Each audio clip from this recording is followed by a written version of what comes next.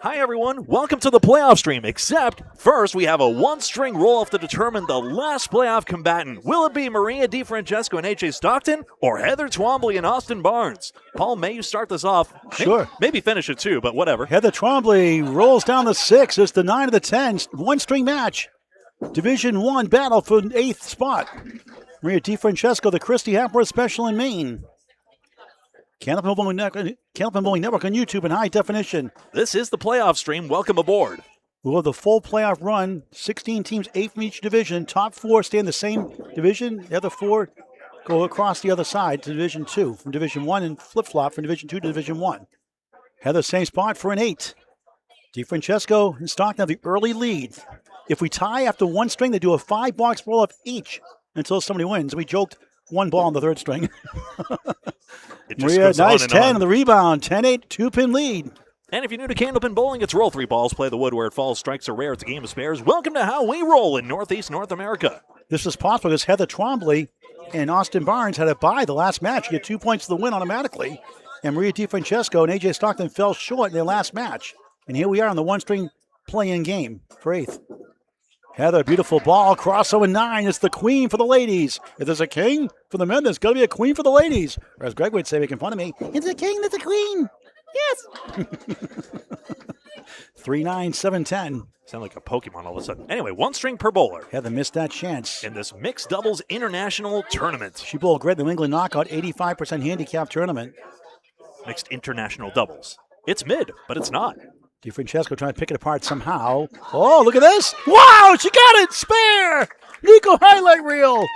Heather Twombly at 9, 17 through 2. And Maria's perfect so far. 10, spare start. How about that one, Greg?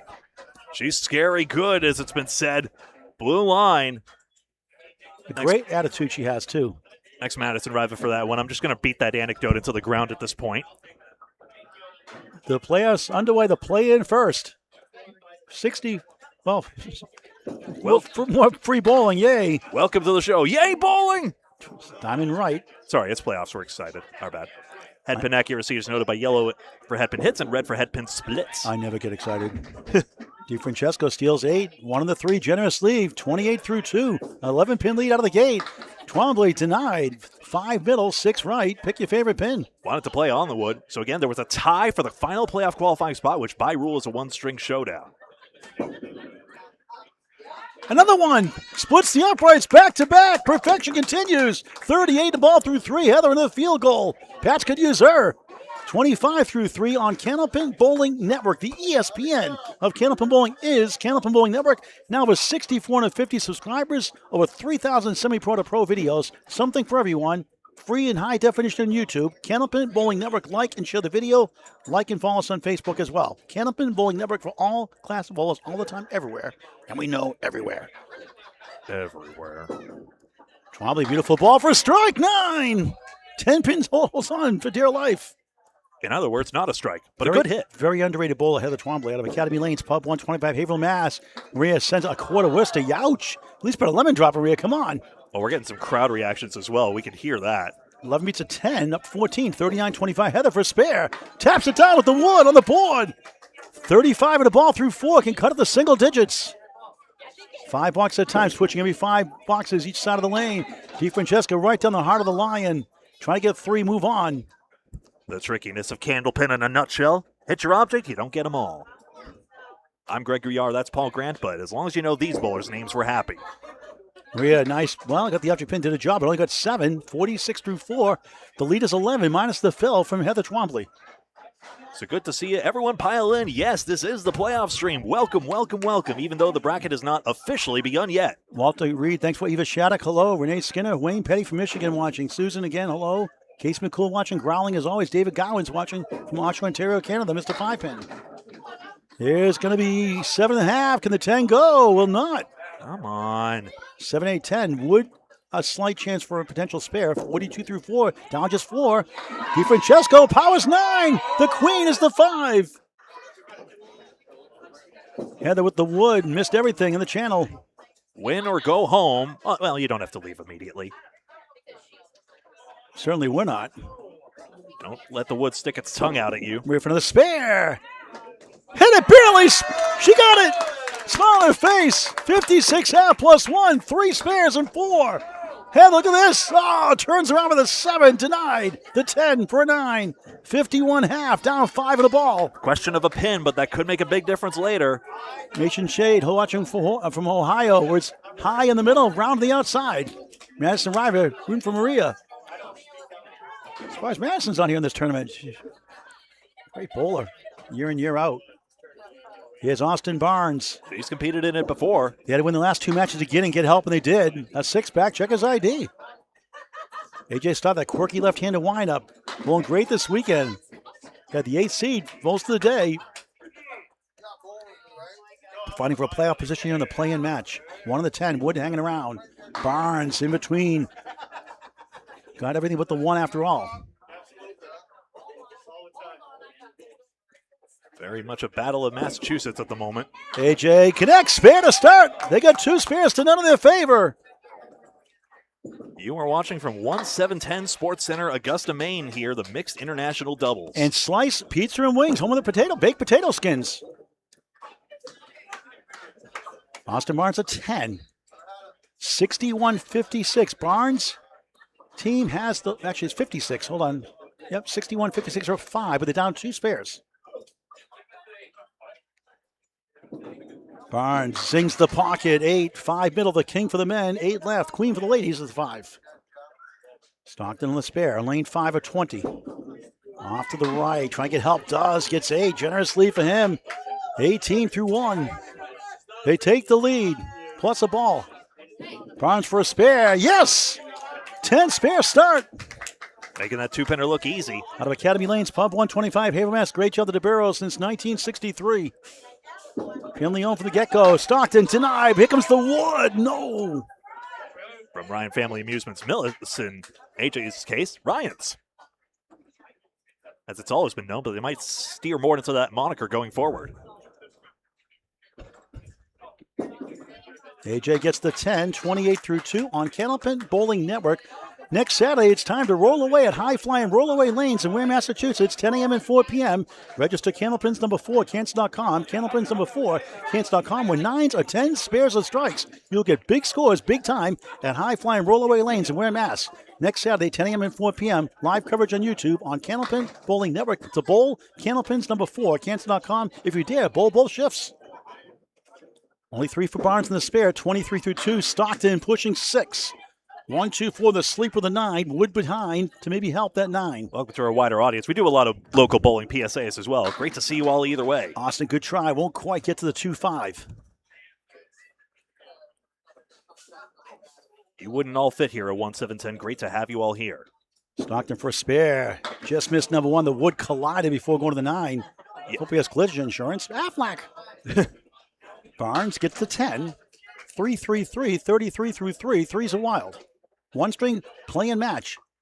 You know, could say overtime in a sense. It is overtime, a playing game, you could say either way. Is Stockton's shirt regulation? It is collared. It's an 8, 36 through 3. Let's get an update from Greg. 92-84 right now. Remember, DiFrancesco has a spare working as well, so 8 pins is more than 8 pins of a lead for AJ and Maria. Nice to see you all in chat. Terry Ballard, nice to see you. Maddie, Mason, and David. Barnes with 9. King is the 5. Wood to help. 4th box, 1 string playing game. 8-9 seeding here. Brian, can't forget you as well. Thanks for that question. Stockton crosses over. It's 9. It's 10. It's a strike. Palms away, baby. They have Slides it down. Barnes the answer. Spare. 43 in the ball through 4. Stockton 46 plus 2 big ones. 102.94. Stockton, DiFrancesco on the left, up 8. They'll switch every 5 boxes. Working ball there. Looked like parallel pins for a moment, and then it just kept on falling. Malcolm Smith at carry. Great corners doing a great job. They're in the playoffs themselves. Please note the Candlepins usually have a red stripe in the middle. We just love the novelty of the blue. Barnes, head pin it. 3-1 split. Wood's decent, though, by the 4 left. 3, 6, 10 right. Can get it over. Spare 6, 49 through 4. Stockton on strike. Fires away. It's a good ball. It's 2 full. Oh. A 1-5. Son of Worcester. That, my friends, is a youch. Yikes and ouch combined. Put in the dictionary, Webster. Y-O-U-C-H. That's okay. That's why you get 2. I thought Barnes would go 1 to the 3. Went for the 3 pin, got the object, nothing else. 2 object pins now. Bullseye shot for Stock, nothing to show for that one. Nothing like having all the eyes of a bowling alley in your backs. What a moment. Object pin, what a try that was. Good 6, 7 more. How about that, Phil? Yep. 9 after the 1-5 center Worcester. 55 through 4. Remember that one. Barnes a 7, 56 half. They combine for 107, him and Heather Twombly. No other matchup here. We're going to just switch boxes and go right back into it. Stockton a 10, 65 half on Candlepin Bowling Network. Greg with the update. Any man would love to be in the 120s average.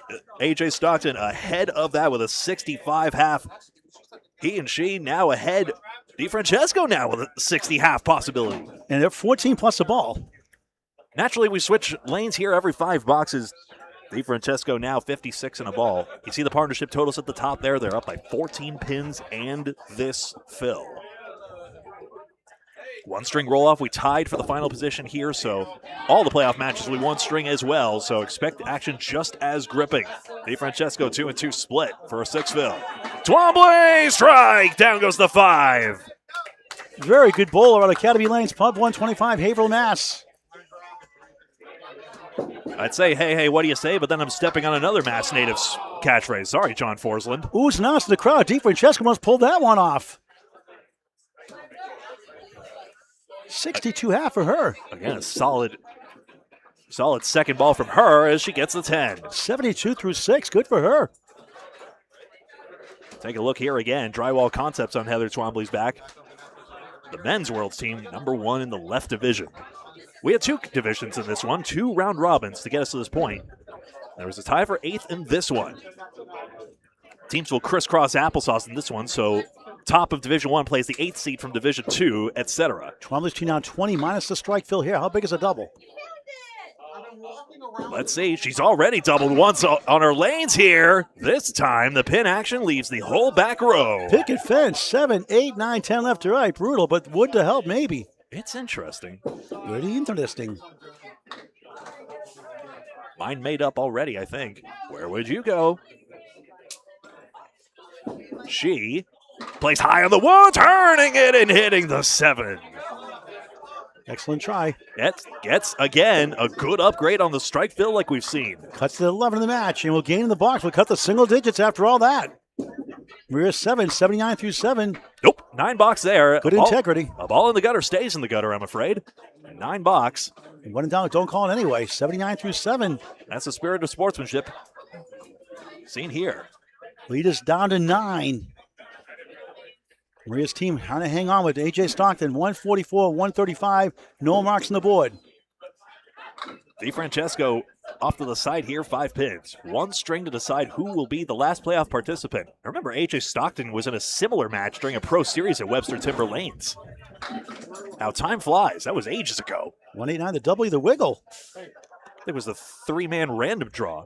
I love how they do the mixed team competition now. Maria's wide. This is very difficult to get all 3 of these pins. Twombly off the wall. That might have been her best try. And the 2 sleeper pins in Candlepin Bowling, the 8 left, 9 right. Pick your favorite pin. You knows little pins now, but again, a 7 box. Can Heather gain on this one? It'd be nice to go 9 versus 7. She does. And it's down to 7. Drip, It's 20 drip, minutes drip. ago. Yep. David Gowans, who's in the playoffs? We'll give the official scores after this match. We can tell you, we don't have the official results yet. We'll have the official results after this match, I believe. They've been really good about giving us the standings. We can give you an unofficial one, but we don't want to say the wrong information. We get that wrong sometimes. Head pin, Maria. Like the mixed worlds. 6, 3, 7, 9, 10. Decent wood. And 4 horsemen and an 8 pin for Twombly. Thank you once again to 1710 and everyone for giving us the opportunity to stream this major event since 2011. Right side of the one, it comes back. It skids to a halt. Wow, what a try that was by the Ageless Wonder. And Twombly running. She and Barnes need one here. That's overhooked, I'm afraid. 1 and 2. Could have unhook it. Reel it in, right, Sean McDonald? And 9 box. Blake was there, unfortunately. But we'll see if that actually makes a difference. Twombly's got a tougher 2-pinner on the out. Gets the 9 all the same. 97 for Heather, 95 for Maria DiFrancesco. She had that strong 62 start, slowing down since. And the lead right now is 160, 153. 7 the lead for the team on the right in this one-string play-in game for the playoffs for the 8th seed. Some of us, like us, focused on the match. Others taking the time to relax and unwind before their own dramatic matchups to come. Lemon dropped $1 for Candlepins For Cancer. She put $20 in. She's covered this weekend. Prepayments allowed. Hooray. That's right. Twombly punches out 3, 4, 5, 6. I still have a $20 for past due accounts, and we start fresh after that. The 4-pin or the 6-pin on the first ball, we mean. Our little thing here we do at Candlepins For Cancer, raising money for bowlers and families afflicted by the terrible disease. And as a secondary goal, promoting the sport. 1, 2, 4, 10. Outside of the headbutt. Yes! Twombly's got this one. Possible tie match. Possible lead in the match. Either or. DiFrancesco avoids the $7 this time. Good. Over average from 97 to 104. Just a 42 back half, but it could have been worse. That first half wasn't a 62. 104 finish. So now a fill in the 10th. Scoring's the same as a 10-pin bowling, just with that little third ball to give you that little bit extra against these mischievous pins. 6 to tie, 7 for the lead with $5 to go, plus this ball from Heather. Here we go. Do they have the lead? No marks for the gentleman. Twombly off target, got a little bit of that pocket, but sent it through a gap. 110 string in the lead with 5 to go. 169 to 164. 3 the lead. Flip it back around briefly. You see it here, 169 to 166. The winner of this match will take on Vanessa Mark Weber out of Division 2. They cross over divisions for the playoffs. And flip it back. And they are bracket style, 1 versus 8, 2, 7, 3, 6, 4, 5. The one of the 1-8 bracket plays one of the 4-5 bracket. The one of the 2-7 plays one of the 3-6 bracket. Stockton head pin, 3-pin. They had a great tournament. Barnes punches through. And you could say many ways. That could be the surprise of the tournament. You could say many ways, average-wise. The old 2 fingers. The bowlers know when it's coming. Single pin. Stockton has the lead, only just. Sorry. Single pins are no gimme in this game, but no bowler likes to miss them. Statistically, the easiest one to pick up out all the pins standing. Stats by Candlepins Bowling Network. Working those in practice. Don't hit that reset button if you can. Work it. Throw 10 balls if you have to before you knock it down. As you get to the next level. Yeah, it's interesting. A lot of bowlers try to just bowl, like they would normally in game conditions during warm-ups, but there's something to be said for just bowling at spots instead. Use the warm-up when you're not forced to by the game to practice the pins you want to practice. Barnes gets one back. That 20-pin deficit is down to 2 fingers. 178, 176. Can A.J. Stockton hold on? A mark or two would certainly help. 5 marks to 4 for Twombly and Barnes, but A.J. and Maria have... actually, it's 5 marks to 5, in fact. That's why it's so close right now. AJ, 4 horsemen left. Austin, an Academy 2 bowler. Head pin, tips the 8. That simplifies it. Former Easter Classic champion. We call that the check mark. Many folks do. The 4 horsemen, one of the classic Candlepin leaves. Half Worcester, spread eagle, know those. FAQs, I think it's still in the description below. Punching the 2. Full information in the description below as well for this great tournament. Sonja, Rossi, and Aaron Fontaine, last year's champions, but not defending champions. They were not able to attend either.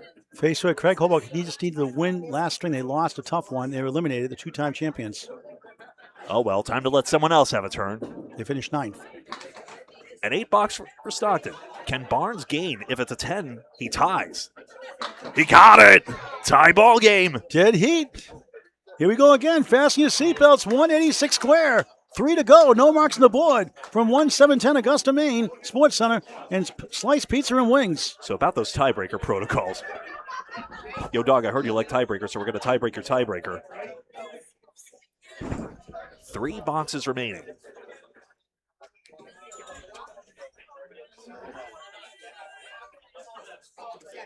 DiFrancesco and Stockton have had more bonus pins to this point. Barnes and Twombly have made it up in the pinning.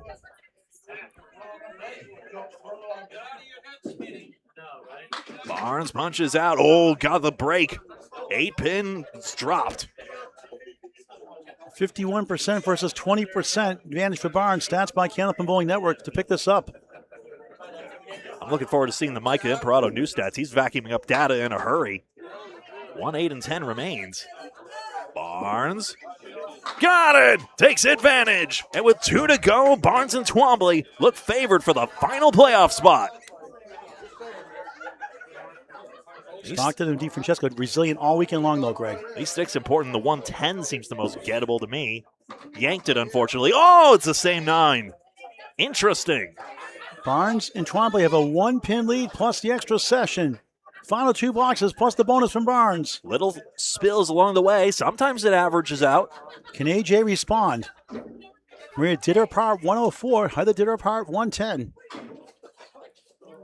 2 boxes left. No one dares stir at this point, except for the kids who are here, which is delightful. We call this one the 6-pack. Barnes to Phil. Got the head pin thin. Look at the whirly bird go. 7. 8-pin lead.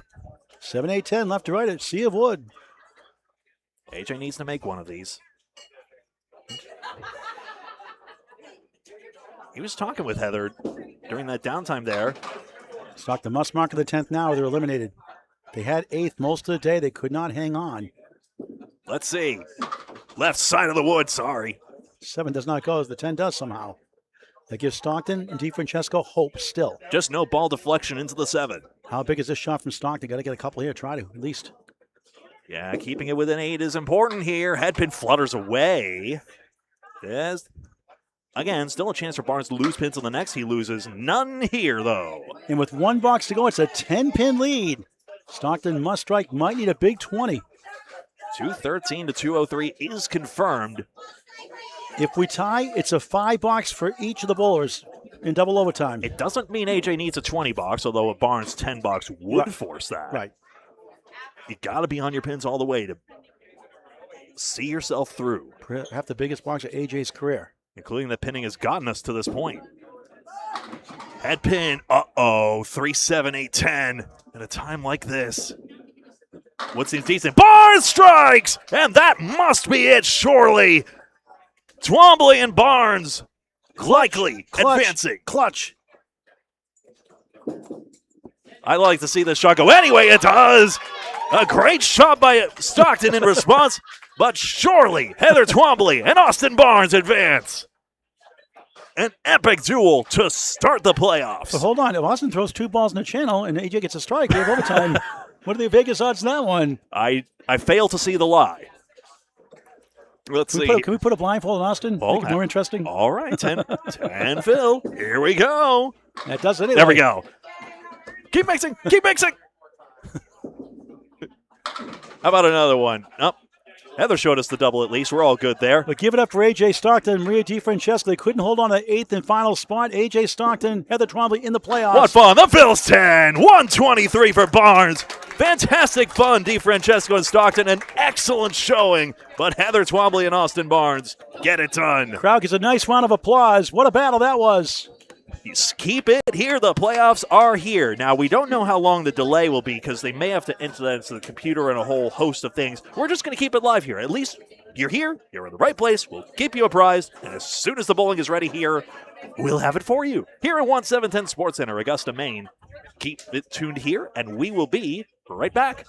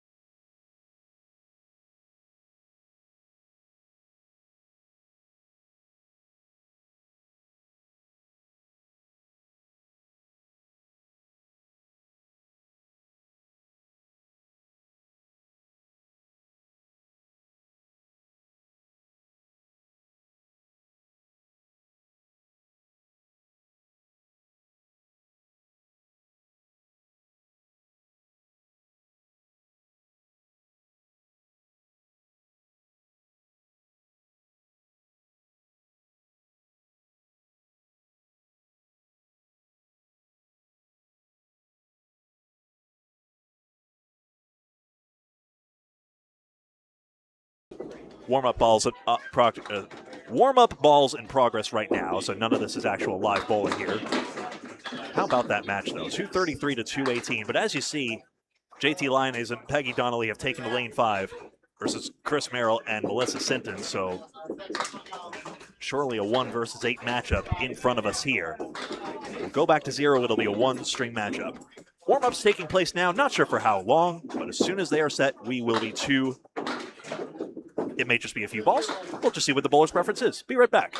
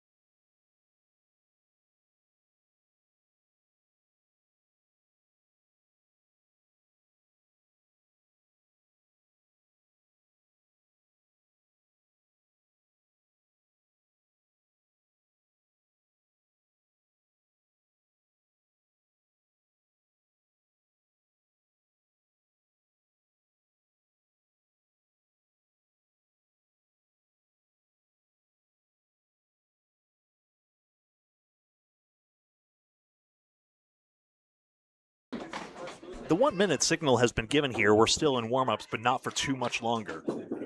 I'll explain real quick that the bracket is Melissa Sinton and Chris Merrill. That's first in group, let's call them divisions A and B. We've been calling them divisions 1 and 2, but because of the seed numbers, let's call them now A and B for 1 and 2. Do you have the standings by any chance, Greg? I don't have the standings, but I have the bracket. Let me explain for the folks as well. Melissa Sinton and Chris Merrill takes on Peggy Donnelly and Justin Lyonnaise, 1A versus 8B.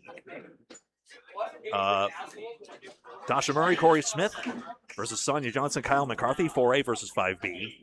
Aaron Merrill, Nick Norcross versus Laura Weber, Nick Zuffalato.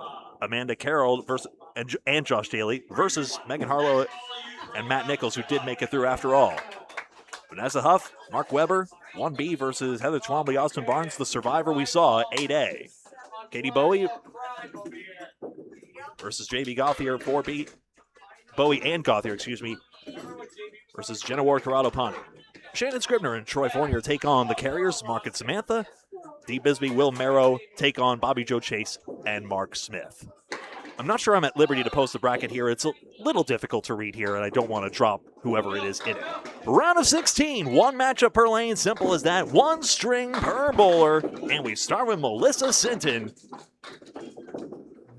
Gather in here, it's a team meeting. Sinton deals away 1-4-7-9, reference to her multi-time champion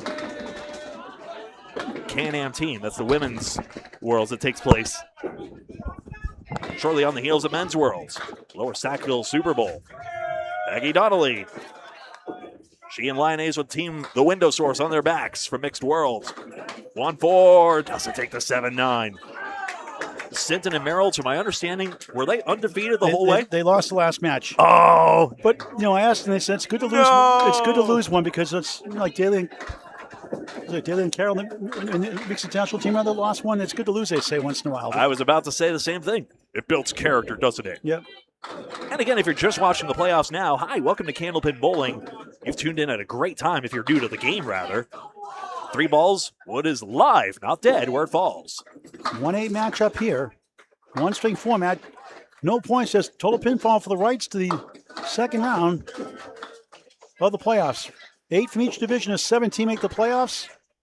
Win 1 round, you cash. Sinton's team has a 1-pin lead, 9-8.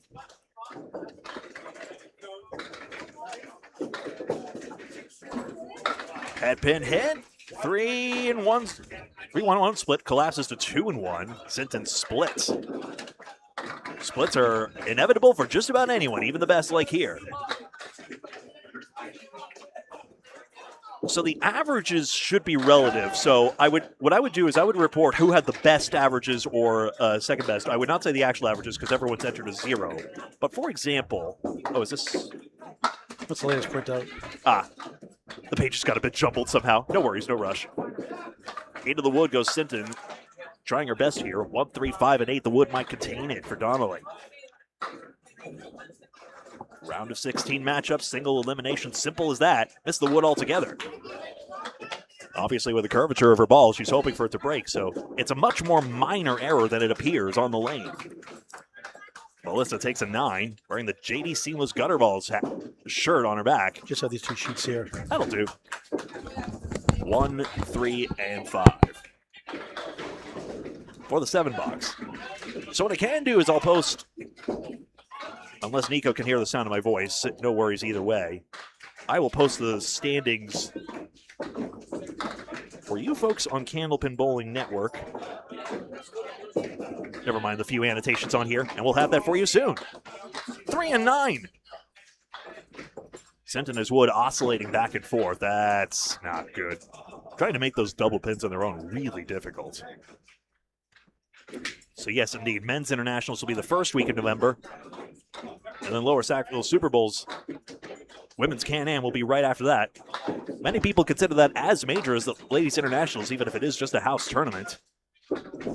And it's nice to basically have a major in the U.S. and Canada, much like Men's World alternates between the 2 nations of Candlepin.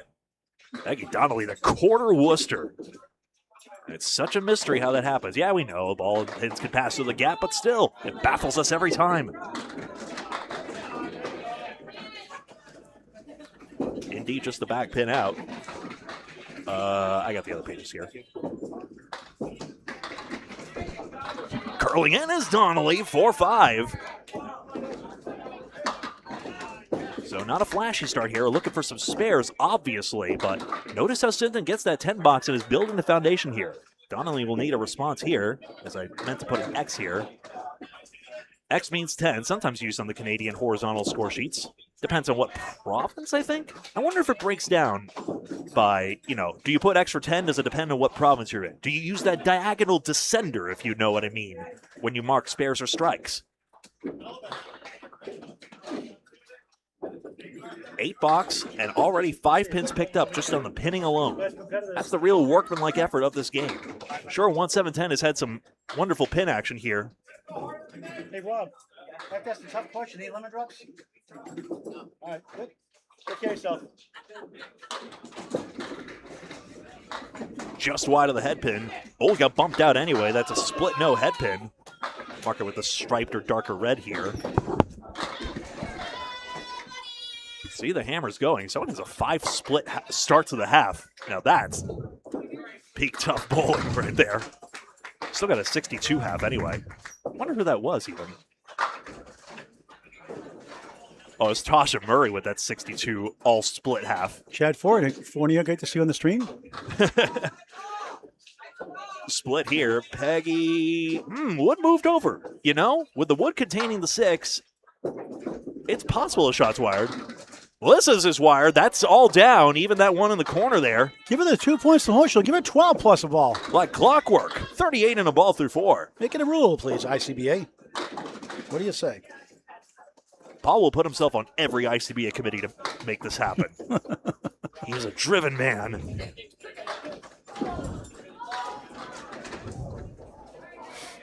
One 7-10 as the field starts to thin out here, but you folks start piling in here on Candlepin Bowling Network. Whoopsie daisy, that gets away, unfortunately, so the pin is not respotted. Max score is 9. Starts 10 o'clock at the 9:30 latest. Thank you. We still need 5 or 6 more teams. She'll need an out here.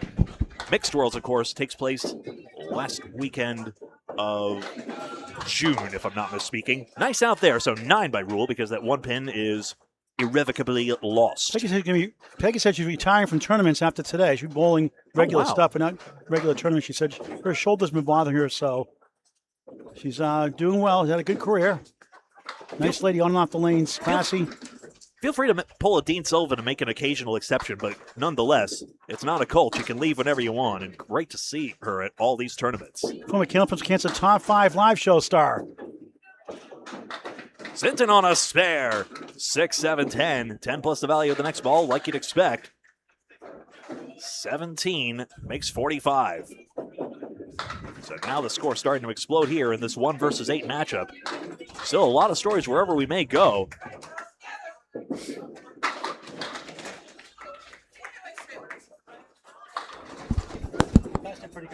Let's see. Melissa was probably trying to jump the cap of the wood. No, maybe she wasn't. Based on the looks of that. Atlanta Candlepin Singles Tour West going on at the same time. Hope you all are doing well over there. Another major title being awarded at the same time as they count it down to Class A over yonder and all the classes in between. As Danny Finn's time as president officially starts winding down as well. Melissa, 9:54 half. It's a good half. Top women's averages typically in the 110s, men's typically in the 120s. We'll see how it shakes out in this tournament. Peggy quality 9, just 41. Tough half, down 13. Here's Chris Merrill on the right. Out of Stars and Strikes, South Paris, Maine. Justin Lanes, JT. I usually use quality to refer to all 3 object pins being hit, but still, that last ball was very good. You see the partnership scores at the top there, so Merrill inherits Sinton's 13-pin advantage and takes aim here in lane 6. And did he ever hit that head pin? Spread eagle. Oh, and Lioness all over it. A starting strike. Speaking of former Candlepins For Cancer contestants, no, we're not the only pro-cancer charity. It's Candlepins For Cancer anti-cancer funding. It doesn't roll off the tongue, though. You know what would be. Play the wood. Yeah, that's a 10 box. Nice shot. And have another look at this beauty. I'm Greg. That's Paul. This is Candlepin Bowling Network. Full information on the tournament in the description below. Did I say I was going to post standings and then I didn't? What a jerk. I might have to do that later at this point. 1, 2, 4. Lioness to load up. Double strike super rare, but we've seen him this tournament. He'll need another ball on it. 10 plus the value of the next 2.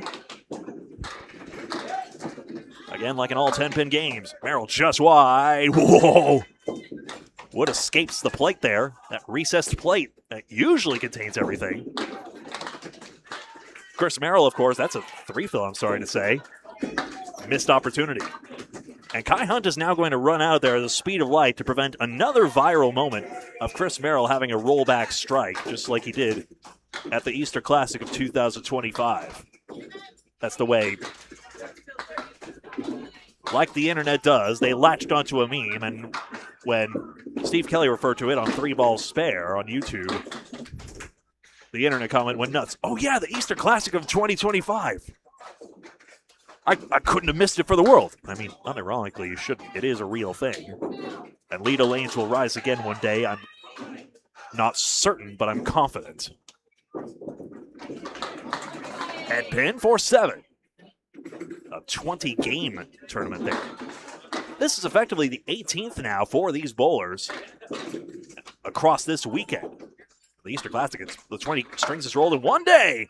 Merrill denied. He's a 2-time champion of said Easter Classic.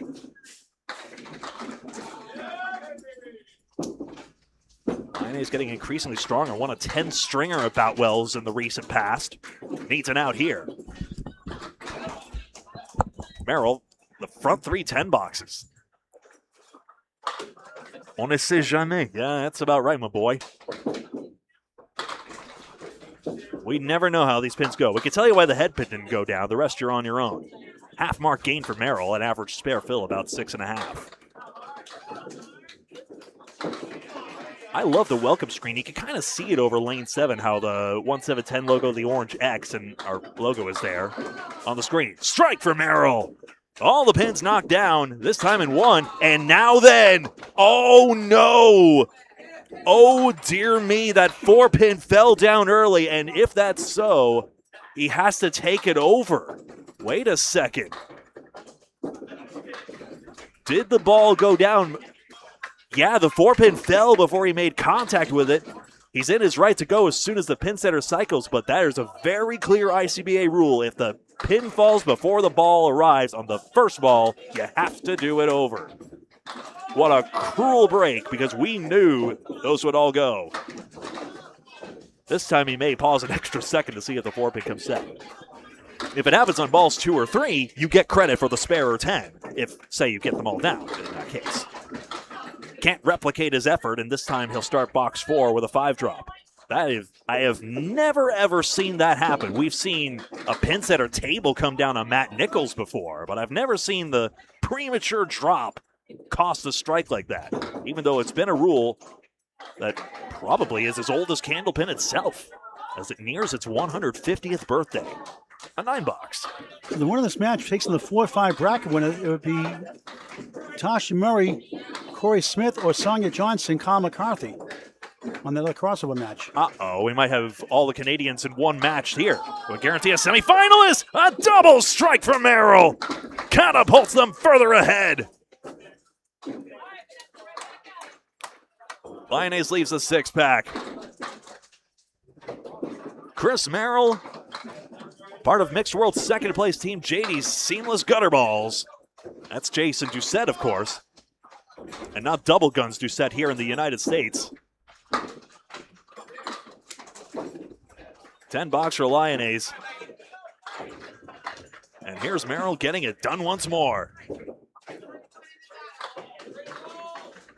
His confidence has just been ramping up here as the bowlers switch sides. 114, so keep in mind, Merrill has 2 open marks all by him with his lonesome. A lot of times, bowlers refer to open as not on a mark because, of course, that'd be 10-pin notation. In 10-pin, if you don't mark, you never get your third ball in effect, and you never complete your box. Uphill bat for Donnelly and JT right now, down 26, up against a double strike from Chris Merrill. But like they say on the Canadian shows, open means you're filling a mark. You haven't shut the box, I suppose, to reference the dice game, because you haven't filled the market yet. So Merrill has not completed either boxes 4 or 5. Like I said, double strikes are rare.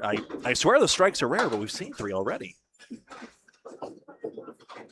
Bracket to come. We'll post it here. We'll keep you apprised, and you are in the right place for all the playoff coverage here. The Mixed International Doubles 2026. Who will be the next? Sonja Rossi and Aaron Fontaine. Donnelly 4 in the 8. Left-handed Melissa Sinton from Canada. Left side still going, rolling 5. 1, 3, 10, 9 behind the 3, 7 left. At the 1-7-10 Sports in Augusta, Maine, and Slice Pizza and Wings. We're on Candlepin Bowling Network on YouTube in high definition. Like and share the video. Like and follow us on Facebook. Hit the subscribe button, the live notifications. The bell icon. Donnelly, no go. Missed chance. -1. They still have 0 for 11. No marks. Sinton leads up number 3. Here comes the wood, though, to take it down. It won't quite go, will it? Just about. Needed to hit it with the blue stripe. Peggy officially, it's an 8. 62 through 6. Sinton gains 2 with a 10. So Peggy 49 through 6 officially. Melissa 64 through 6. Make that? Yep. So that is official. Thank you very much for everyone keeping an eye on scores because we have messed them up many a time. In this case, Lyonnaise does officially have a 3 fill in that strike.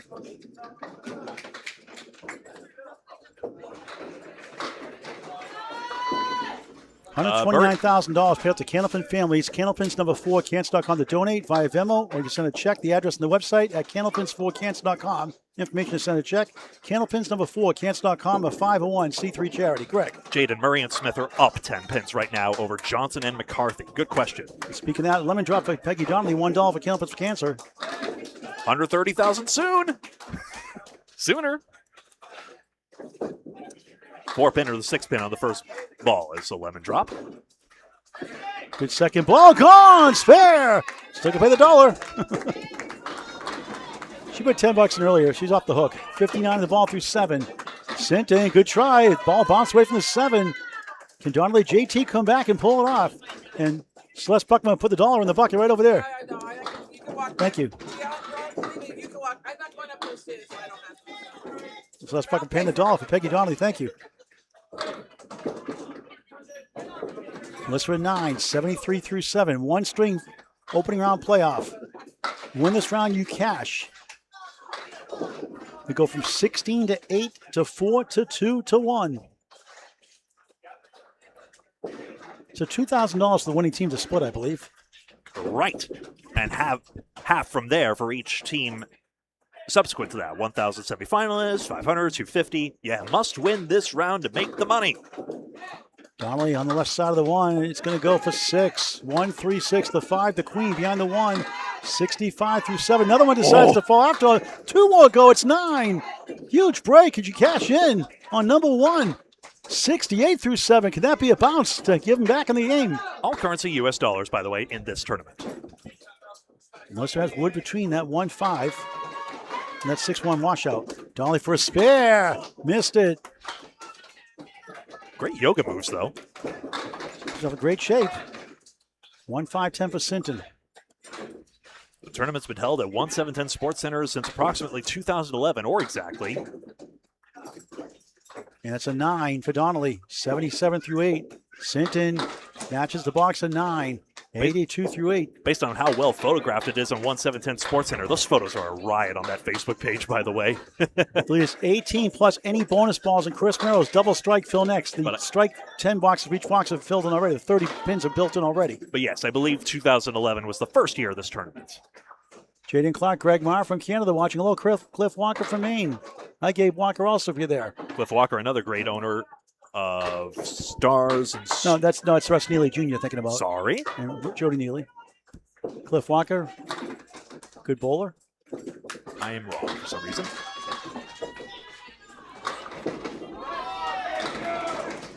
Cliff, you can own a bowling center. We open up Archie Strike and Spare in Prospectsville, Maine, if you'd like. Carrier zone here at 1-7-10. Donnelly way off on the 7.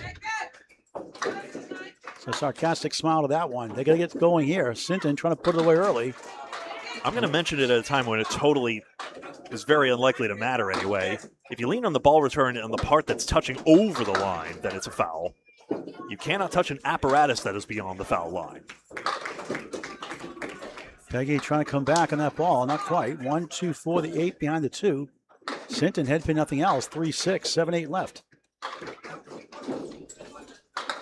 2026 Mixed International Doubles on Candlepin Bowling Network, 1-7-10 Sports in Augusta, Maine, and Slice Pizza and Wings. Peggy, nice out, gets a 10.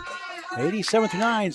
Would love to get a big 20 to help JT out a little bit. Remember, 2 hanging strikes for the man on your screen, Chris Merrill. You know, I learned for the first... I'm relatively newer to the sport. I don't hide that fact, but apparently there used to be a rule where all bowlers must be... Everyone who's not bowling must be seated. That rule has obviously been relaxed, and I assume these major team competitions have gone a long way towards that. Sinton 7, 89 through 9. Corey Smith, Tasha Murray, Tasha to 127. They're leading right now with 2 blocks to go, I believe. We'll get an update in just a moment. They're off to our left on 3 and 4. You can see it. It's to our left on the screen. You can't see the score, but we'll give you an update in just a moment. It's a slight lead. Sonja Johnson has trimmed it. The men are exactly even, so Tasha Murray's lead is everything at the moment. Or actually, no, that's Kyle McCarthy's score first. Peggy Dolly, 4 down, 6 to go. Johnson just missed it on lane 3. Now back to this. Nice ball for Sinton. It's 8.5. 6 wobbling 10. I always forget, I think Sonja's the only person who went ladies last. Donnelly trying to get a spare. Does! Big time spare in the 10th. 97 in the ball. Necessary to give Lyonnaise any chance. JT can throw a double.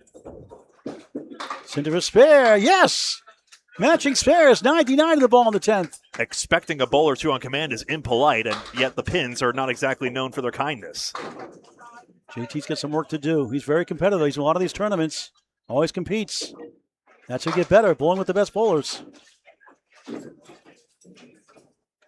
Big favor, please like the video if you're logged in. Otherwise, you get bounced out. If you're logged in, please hit the thumbs up button wherever you're watching. Thank you. Donnelly, good head pin hit. It's going to be 7. Ends up with a respectable 104 finish here in the first round of the playoffs. Sinton head pin hit on the bonus, 6. Oh, it went through a gap. A bogus string by your standards, 105, playoff string. Had a high average last year as well. We have a lot of calculation to do on averages and standings. We'll have that at the very end. Probably after all it's done, we'll make sure we have the final statistics for you. Update from Greg real quick.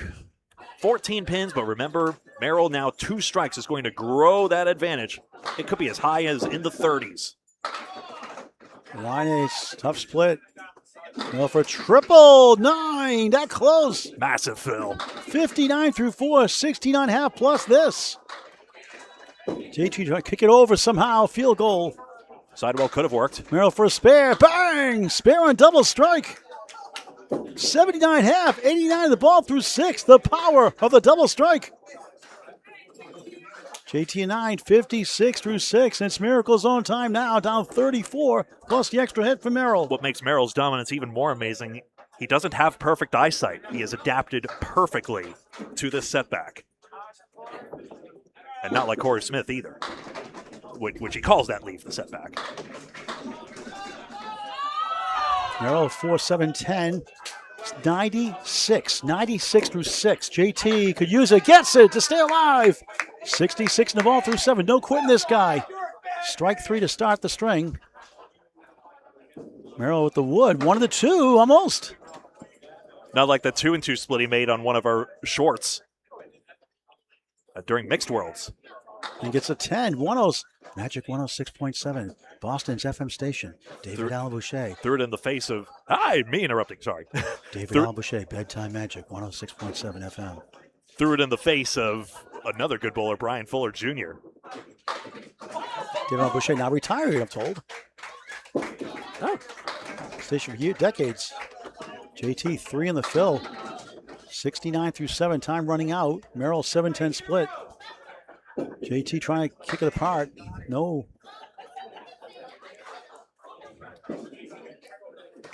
Merrill field goal.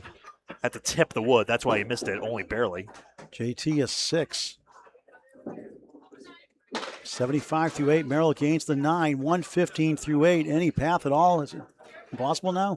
21-41 down. Doesn't look good. 2 10 boxes for Merrill is a shutout, and even there, that's assuming Lyonnaise strikes out. A miracle is required. Let's see, Tasha Murray and Corey Smith did win 242 to 230 in their match. So they're on to the second round. They'll play the winner of this match, Chris Merrill.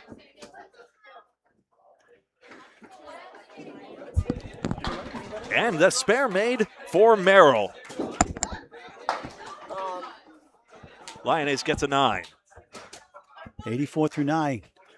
Just saying goodbye to the bowlers properly. The number 1 overall seed goes into the second round. The quarterfinals. Dominant showing here again. Another 120s average. They had a high, I forget how high it was. 279 was their top score across the tournament for Sinton and Merrill. Chris Fifield, 130 through 9. Big time bowler. 2-time Eastern Classic champion, back-to-back years. Slips and slides behind the line, still good, I think. I wonder how much that cost strike ruined Lionesses' momentum, although it was in the face of, JT and Dye, disappointing 93 string. They combined with 197 with Peggy Donnelly. How about a 139 string for Chris Merrill. And Melissa Sinton, 105, 244 to 197 en route to win the first round of the playoffs. All right, there we go. So now we move it on over, and let me see here who we have next. So next here we have on 5-6. Let's see. Do we have Huff and Weber, or do we have Twombly and Barnes? Let's see. Do we have Bowie and Gauthier, or do we have Ward and Pawnee?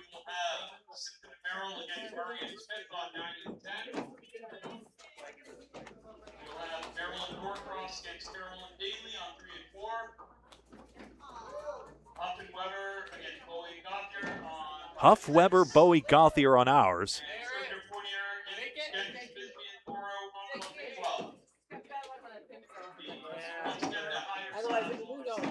Scribner, Fournier, Bisbee, Marrow over yonder. I'll just use the red-green.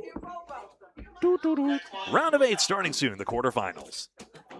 We're going to fly by here. Hope you're tuned in for the playoffs. Again, like the video, help the folks out. 231 of you already here. Make sure everyone gets in because this is going to fly by. We love to bowl. We hate to wait. We're going to plunge right into this as soon as possible.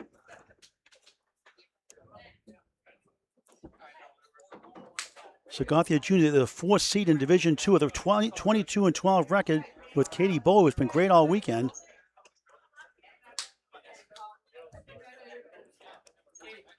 And who are they taking on? Mark Weber and Vanessa Huff. That's right. And they're the 1 seed in Division II, or Division B, whatever you want to call it. Number 1 seed, 28-6. They lost 2 matches today, but they won first place overall without a tiebreaker by pinfall. Here we go. Welcome in. Quarterfinals. 1-7-10 Sports Center, Augusta, Maine. It's mid. No, it's not. It's a major. Mixed international doubles, though. Deanna Bisbee, Wilmer Jr. got correct, by the way, made number 2 seed after all that. There we go. That's a wrong way triangle. 5 tips. Nice leave. In the end. Half Worcester for Bowie, and here we go. High seed gets lane choice. Huff and Weber want to go last as we go down the stretch. Bit of a tactical advantage, possibly. A spare. But into the curtain here, Bowie immediately needs an out. Some Maine duo will advance in the end. Among these 4 Maine State bowlers. Merrill Norcross versus Carol Daly. That's a fun one over on 3-4 as well. We may have had Sinton possibly in 7-8 with Chris Merrill, but Tasha Marie Corey Smith, but 7-8 broke down earliest to move to 9 and 10. Brutal outcome for Bowie. Hits the head pin and gets 5. Yeah. Sorry if I cut you off there. That's all I'm saying. Yeah, that's okay. So the JD's Gutters battle over there. Murray versus Sinton and Merrill. Murray Smith versus Sinton Merrill. And then Scribner Fournier versus Bisbee Marrow. So Gauthier's team beat El Corrado Pawnee's team with Jenna Ward. The 5 seed beat the 4th seed. Huffsville is 6. Is that right? The 4th seed beat the 5th seed, rather. Okay. Yeah. And Wood's going to go in front, I think you'll find. Bowie no spare either. Huff still with the advantage.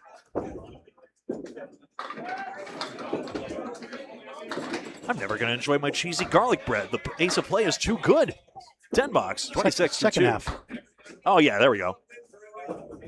9 bucks, 14 through 2. This is when we have to pace ourselves the most, my friend. 12 pin lead for Huff and Weber on the right, the number 1 seed in Division II against the... Call it the quarterfinals, Gregory. There we go. The 4th seed here. Nico, nice to see you. I'll have a lot of paperwork for you later. Right now, we're doing full speed ahead trying to take in this playoff match. We'll have statistics and stuff later at this point. A Greek church on Sunday for Huff. Yeah, you see it there. Bowie struggling in the early going. Katie Bowie and Jason Gauthier qualify the 4th seed in Division II. In B, we're calling it now at this point, just to avoid seed number, division number confusion. That's going to clobber the 7, of course. Bowie's had a tough start to this. 1-3-6-7 is gettable. She's capable, but hits the 3.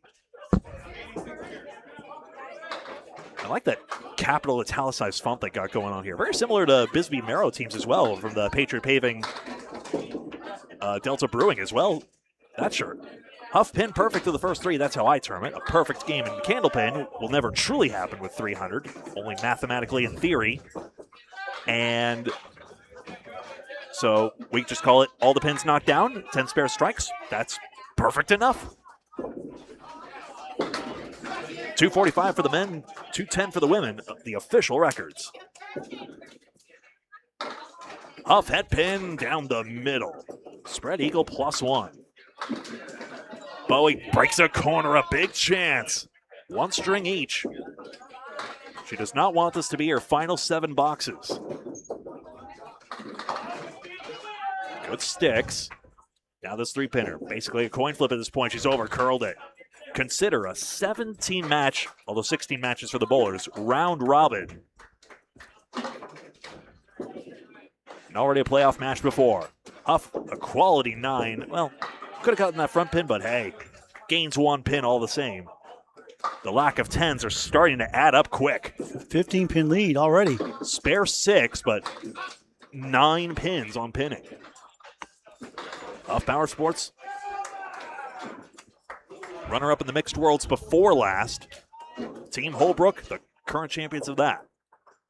Sonja, Rossi, Aaron Fontaine, the champions but not defending champions from last year. They were not able to make it this time around. The mixed international doubles. 2-1 split Bowie. Those reds indicate splits. Those are stacking up. Although I made a mistake on one. 2-1 split. Can he cut it? Just missing the mark again. Katie used to be known Katie with him. Up takes a 7. And Bowie an 8. There we go. We turn it over to the gents now. JB Gauthier, originally from Western Mass, now up in Maine, versus Mark Weber. Who's consistently good for a strong hammer around these parts in Augusta. One of Paul's favorite all-time matches was him versus Mark Carrier, the owner here at 1710. That was at Newport Entertainment Center, NEC in Newport, Maine, August 1st, 2023. If demand existed, I'm sure they'd love to have an ACST Maine, but ACST West exists, and you can watch their finals ongoing right now on the Atlantic Candlepin Singles Tour, or multi-screen it. Watch all the bowling, just like that meme. Do all the things. Like Pink Man with Broom, I never understood that meme. It's an older meme, but it checks out. 6-pack slightly dented. Oh, ball came back, and the pin, and it goes! What hit it? Please advise! And a 3-1 split denied! Gauthier a heck of a bid. Weber with the gain, they pull ahead. Nice 10.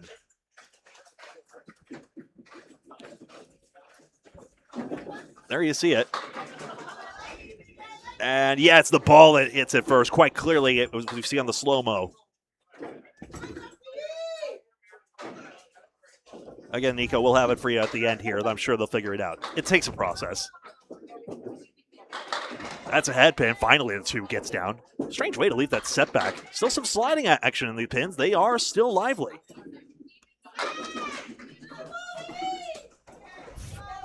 Phil for Gauthier. Try for Gauthier will be tricky here. Oh, that's great. That is so difficult to play that wood. And Gauthier say the same. It's not the easiest wood ever. But Mark Weber, for me, that's a highlight reel shot.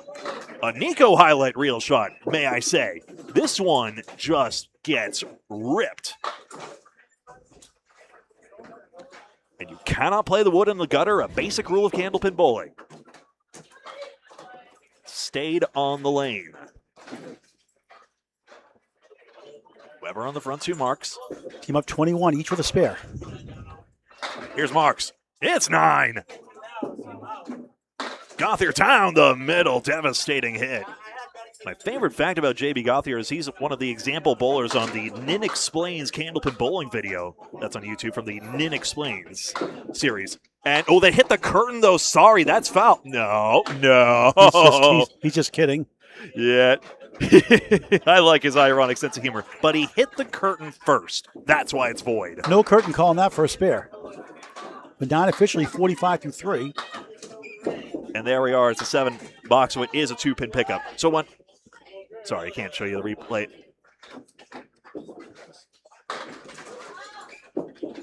How are they? So the winner of this match takes on the winner, I believe, of Josh Daly, Amanda Carroll, the Nick Norcross, Aaron Merrill match. Right, my brackets are correct. There we are, head pin, 3-5. I was right, it was a curtain hit, right, I think? Anyway, it wasn't gutter like we're more used to. I couldn't see it. I don't think my eyes deceived me on that. But yeah, curtain first is a foul. You didn't hit fair wood anywhere on the plate. Spare 2-pinner. Weber and Huff going wire to wire. 2-pinner for Gouillart, yes. Tosh Murray to our right, a 73 half and a ball. A strike and 3 spares in a row after a 10-box stop. Perfect half for her. So a great weekend. Robin Leanne, nice to see you, Chad. Thanks for the tip on that. Scribner Fournier taking on Bisbee and Merrow right now. Was it gutter first simply? Okay. All the same, all a foul. Thank you, Brian, for the tip on that. Another great fellow bowler. 9 fill again for Weber. 2 19 boxes. It's a 4-mark half. Gouillart doing everything right, you would think. All the head pins. And you know, 60 half, not too shabby. Yeah, that was right. Commentator is not always right. $7, 54 at the half. That's a thumbs-up worthy performance, I would say. Have a look. 92 plays 126 as we switch it round, and a spare working 34 pins plus a mark. Tosh Murray, Corey Smith lead. Chris Merrill and Melissa Sinton, 125-95 at the half, minus a fill ball. Here's Katie Bowie on the 3-9. They need a lot of work to win this one. Down 34 with 10 to go. And down a mark as well. Off the Christie Aqua Special in Maine. She had a 52-star Katie Bowie. 38 have been great all weekend, though. And that's a Paul Grant shot. Off 1 on the 9.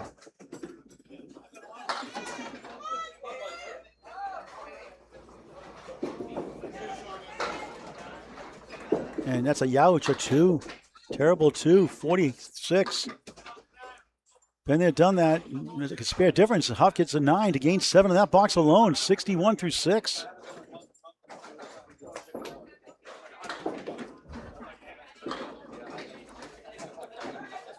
The Daly Carroll match at the half. Daly and Carroll have the lead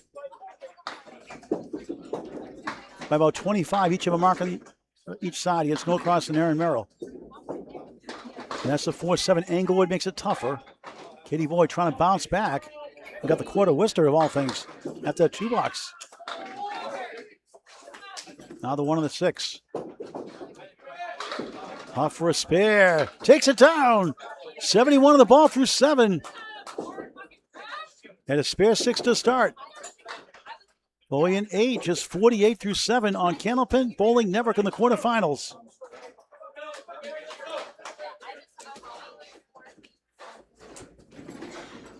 All these teams won the first round, they cash.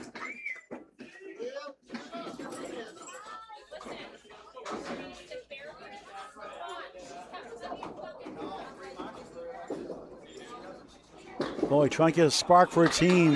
Heart of the Lions, spread eagle of all times. Unbelievable. Huff slipping and sliding 4 on the spare. 75 through 7 increases their lead, gaining 6 more in that box. Good bid. Not quite to the 310. Excellent try, though, on the object. Vanessa, good shot. Can't get to the 7 quite. And Bowie in 8 in the field goal. 56 through 8. No marks. A 5-box to start the string. And a 2-box later on in the half Worcester 2-box. And Vanessa gains with a 10. 85 through 8. Trying to run away. It's already big. It's 49. It's 40 rather lead, right? 40, 49. It's a shocker of a string, of course, but fatigue is setting in as well. And just there's so much variance in this game. So even though it's a surprisingly pedestrian game, you'll see in the long run, in the average, she is a strong bowler and deserves to be here. Huff on the left side of the one. She gets the 2-8. Katie Bowie, only Katie with him. This string does not indicate, it's not indicative of how she's bowled this weekend. She's been great all weekend. Look at that shot, not quite to the 6-10. Huff on the 3-9 and then got the 6. It's going to take a lot for them to advance on the right. Katie and 8. Struggle bus continues, 64 through 9. Welcome to Candlepin Bowling. Huff of 5. 90 through 9 at minimum after all that with 2 spares. Reminder, Mark Webber is on a spare as well.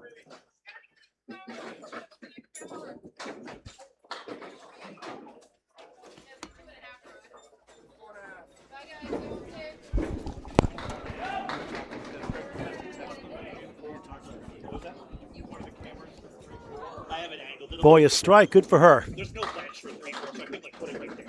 And a strike for Vanessa up the match. Give it 2 points to the horseshoe leaner. Yeah, 3-4. Thank you. Much appreciated. Matching strikes in the 10th. Had to tend to some business there. Was just making sure we got the assignments. Semifinals will be on 3-4 in our case, and 9-10 in this case. And 5 and 6 to finals. Right. Boy, trying to get a double strike and then 2, that kind of a day. Kind of a playoff match in the string anyway. So forgive me for the radio silence, just refueling so I can be set for the next rounds. Okay, 6-pack for Huff on her strike. Kitty closing on a frustrating string. Good second ball. A nice out for a 9 in the fill. A 19 box. Not the string she's hoping for. A 19 box. Lisa gives her a good note to end with. And Vanessa gets a 9 to match the strike 9 fill. She gets a 109. And Katie ends up with an 83. And with 5 to go, Mark Webber's team in control. 183, 137, insurmountable lead, plus the extra spare fill. Seems like a question of how high Mark Webber will go. JB needs to mark out basically at this point, and the splits are not helping him. JB, great bowl on the rise, 9. Webber in the bonus, smokes the pocket, 9 himself. He's got the 6. 83 through 5. JB, spare. 64 in the ball through 6. Second spare, the last 3. 3 in the string. Another spare for Webber. 3 in a row. He's got 5 in the string. 93 in the ball through 6. On the way to the semifinals. You'd think.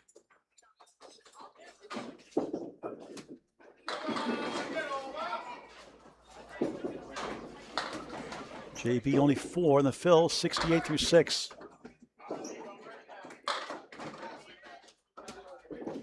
The 4th seed in Division 2 in trouble. Diamond plus the 9 to the right for Mark Webber. 5 fill, 98 already, 98 through 6. JB 8, 6, 10 left to right. Mark gets the 4 out of the way.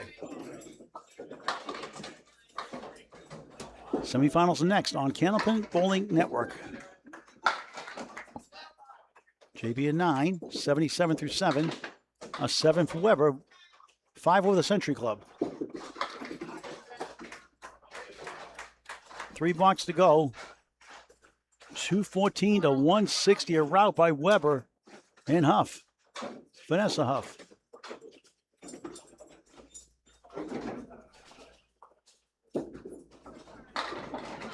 There's a strike for JB in the 8th box in the quarterfinals. Crossover shot. It's 9. How about 10? Not quite. Wiggling 7 holes. A flapper in front.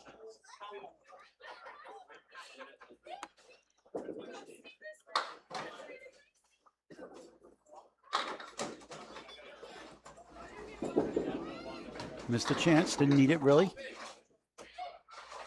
If JB strikes out, the only chance they have, Greg, right? He has to strike out like crazy, you'd think.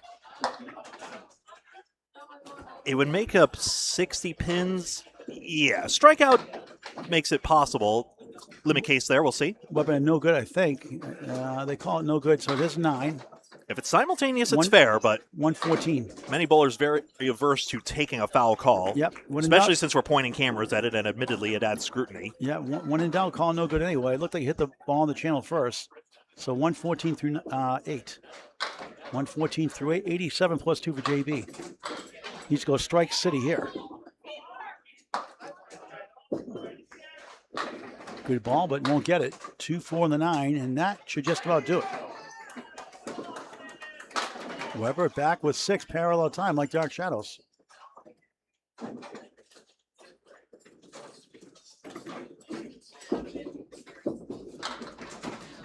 Gothier, nothing there.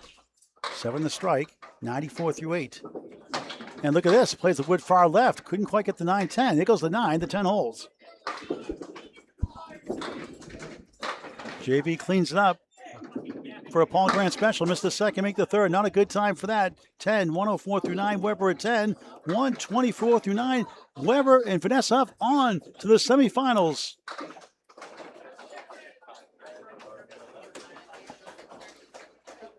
Looks like Carroll and Daly are looking very good in their match. They'll play the versus Merrill Norcross. JB 2 in the 10. Correction, 2 in the 6 rather. I think we have Smith and Murray advancing over Sinton and Merrill. Number 1 seed lost the last match today. Won the first round, losing the second round. Funny how that works.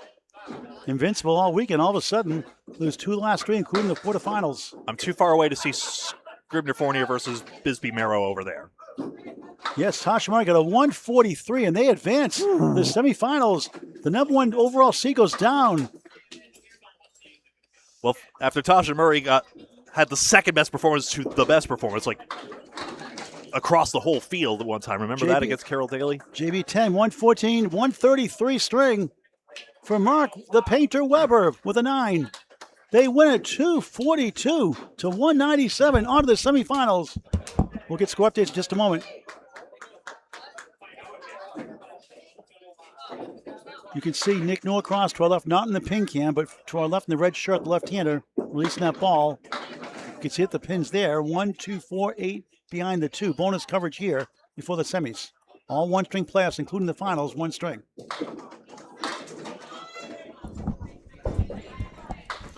Fournier and Scribner 15 or so up over Bisbee Merrow, all told. So we've got a 2-mark advantage with 4 boxes to go. That's on 11-12. I'm going to now point cameras over to the other lanes. 3 and 4. Let's just watch on together. Yeah. So again, I had a camera backup plan all set up here, but instead we're going to do it a little differently. So. Still in the quarterfinals.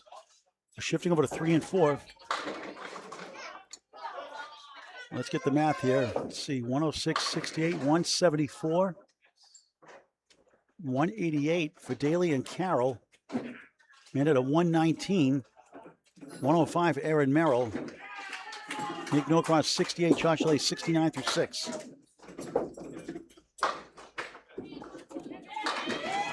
Daly pushes 9 on lane 3. They have the lead by double digits. All 3 marks behind Norcross and Merrill. Nick's got to finish strong. He got it, spare. Teammates in the Friday Night Pro League. Daly, no go. It's 9. Break for Norcross and Merrill. 70, make it 78 through 7 for Daly. They called a spare. I didn't see it. Was it a spare? I couldn't see it from this angle. We don't have a pin cam, so I guess it was good. Bowler's call. They have the best angle. I couldn't see it. It hit wood, but I thought it was in the channel. I couldn't see it, so Daly did get the spare. Excuse me. 79 the ball through 7. Norcross soft hit 4, and time could be running out for them. 82 through 7. Not out of it yet. Daly right side, steals 7. Not ahead pin up. The 2-4-7 lead with Wood in front. 86 through 7 to on the spare 7. Increases. Norcross won't carry. 1-3-7. Got to mark twice. Might need a double. They're trying to put it away here. Spare! 96 in the ball in the 8th. Trying to get to the semifinals. Norcross is 7. 89 through 8.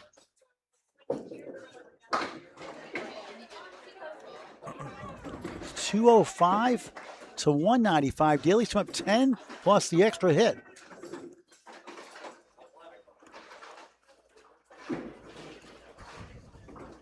Ten-pin lead plus the ball from Daly off on lane 3 in the pink shirt. Two left-handers, no across, 7, 9, 10. Daly crosses over 9, 10-pin holds. Big bonus, 5 with a Century Club in the 8th box.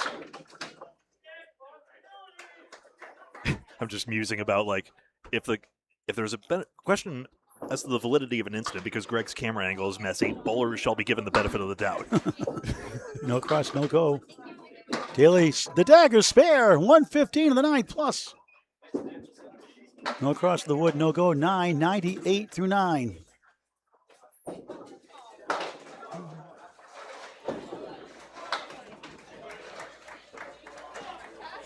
So, I'm going to get a score check over there, Greg, real quick. Thank you very much.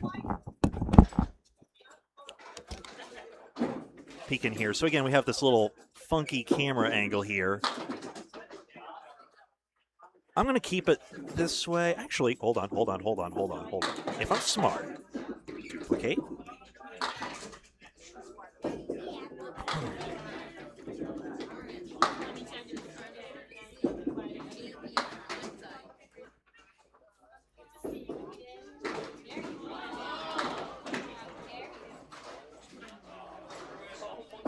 Okay. Hit that. Yup.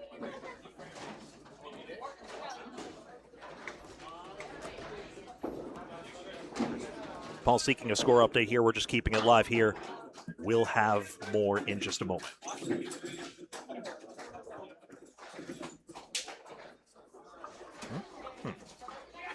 Okay. Greg, Will Merrill Jr. came back with a 140 string. They beat Troy Fournier's team. Ooh. 240 to 131. They're going to take on Melissa Sinton. I'm sorry, Corey Smith and Tasha Murray in the semifinals. So one semifinal. There we go, which guarantees a Canadian finalist. Excellent. 2026 Mixed International Doubles on Candlepin Bowling Network for 1710 Sports in actually, Augusta, Maine. Oh, wait, no. We just and had sliced pizza and wings. No, we had our Canadian semifinalist guaranteed. Sorry. Murray beats Sinton. That's the whole point. So, we'll keep you alive. We'll stay tuned for our next match of semifinals. One string each for the semis and the finals. We'll talk to the winning team at the end. Mm-hmm. And the long trip back home. Longer for Greg. Thanks for driving me all weekend. My pleasure. It's been real. I think those who donated the Candlepins For Cancer all weekend long, $190 in the raffle, plus a lot of lemon drops, open donations, $200 in Big 20s bucket on the way up here Friday afternoon.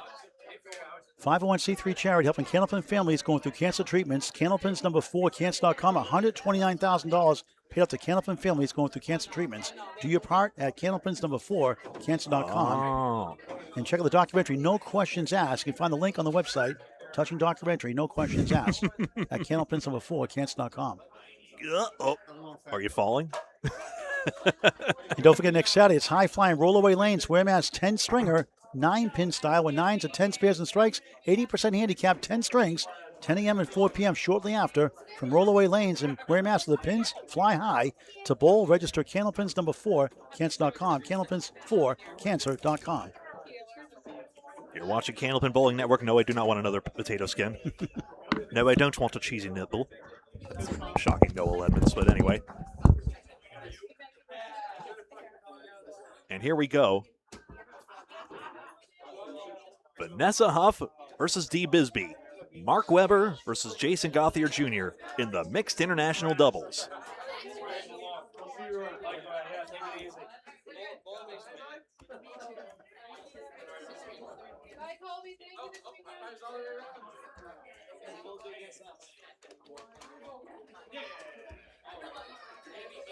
One string each, that's it.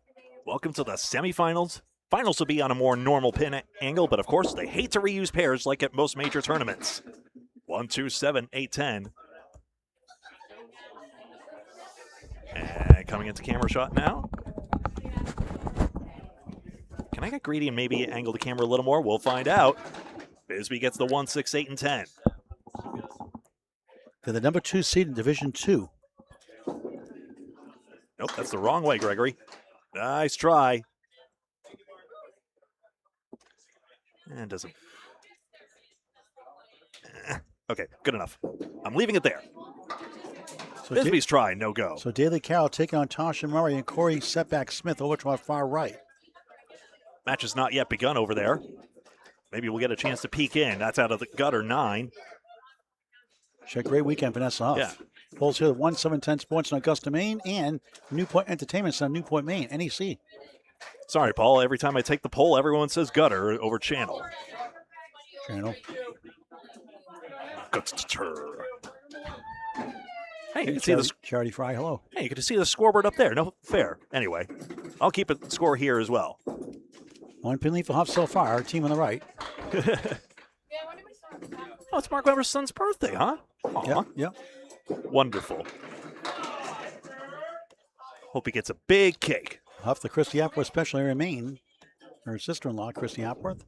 Longtime doubles partner for years and years and years. They've won a lot together. 1, 6, and 9. Struggle for pins in the early going. Happy birthday.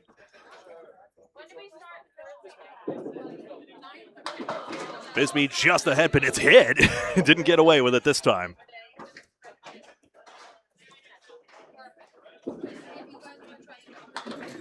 Head pin and the 9. That'll be 9. A pair of 9s. Duckpin calls it a channel ball. In any event. Thank you, Duckpin. Yeah.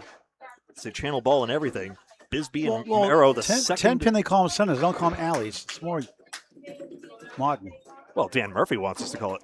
Would have wanted us to call them centers. And hey, it is one here. 1-7-10 Sports Center, Augusta, Maine. Host of Ladies Internationals last and always this mixed international doubles. 9 drop for Huff. Who will be the next Sonja and Aaron? That's head pin. Bisbee sees Wood go in the middle of that. Great leaves for both.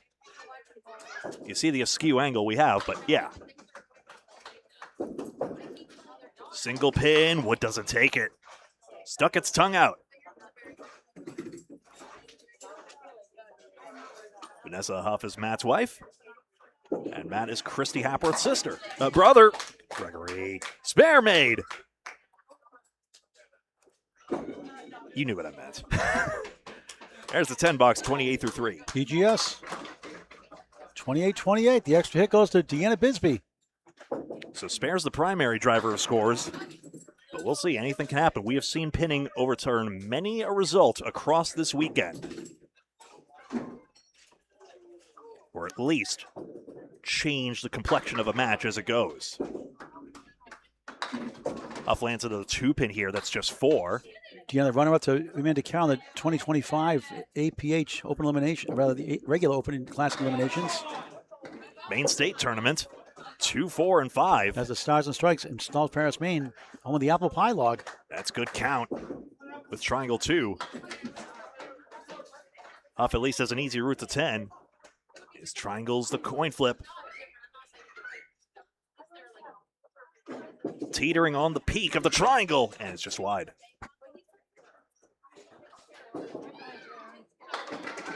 We are guaranteed a Maine finalist. That's for certain. A 10 box for Huff.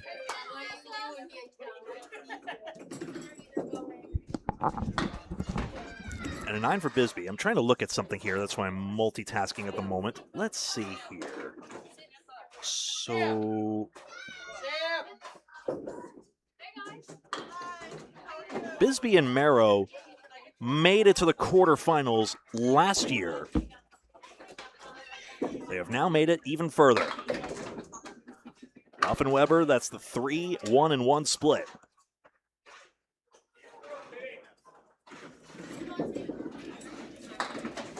Bisbee takes aim, leaves the 6-pack.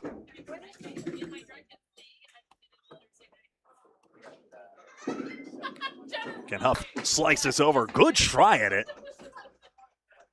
So again, a working theory I have, corroborated by some pros as you've heard before, that the pin plate treatments break down over time, much like an oil pattern would transition in 10-pin bowling, and you don't get as mumuch slide as usual. So you see how the head pin, when Bisbee hit it over, barely wilted? Usually it would go rock back and forth and go maybe a little further away. Maybe, just maybe, we're seeing the conditions literally get tougher as we go, and the threshold for a mark go up. Same conditions for everyone. And the box is 9, thank you, for getting over as you're told. Bisbee spared the difference as we go ladies to the rear and the fellas out here, right, Bert Convey? 6-pin lead, 53-47. Bisbee and Willamero Jr. threw a 140 in this quarterfinals to get here. That's Matt Huff in the foreground watching on as Mark Webber, wearing the Huff Power Sports shirt proudly, looks here. That's smashed away here. 9 drop. 1-2-7-9-10. Remember Saco Valley Sports Center in Freiburg, Maine, on the border of New Hampshire by Conway. Lovely place. Been there for the Maine States before. There's the spare. Weber and Huff get one back. Frams do a great job, co-owners there. Please support Saco Valley Sports Center in Freiburg, Maine. And a great bid. Everything went around the 9-10.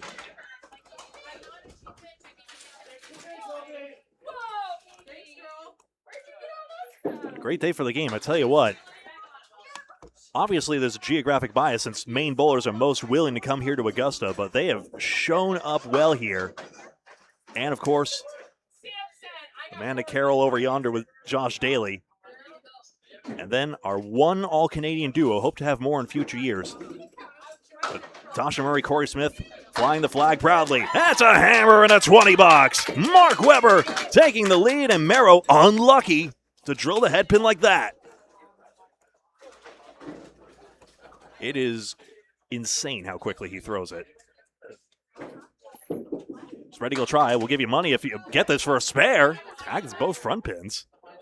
Still a bit of sliding in there. Patriot Paving, Delta Brewing Company, Big Delta Brewing Company. A Mixed World sponsor.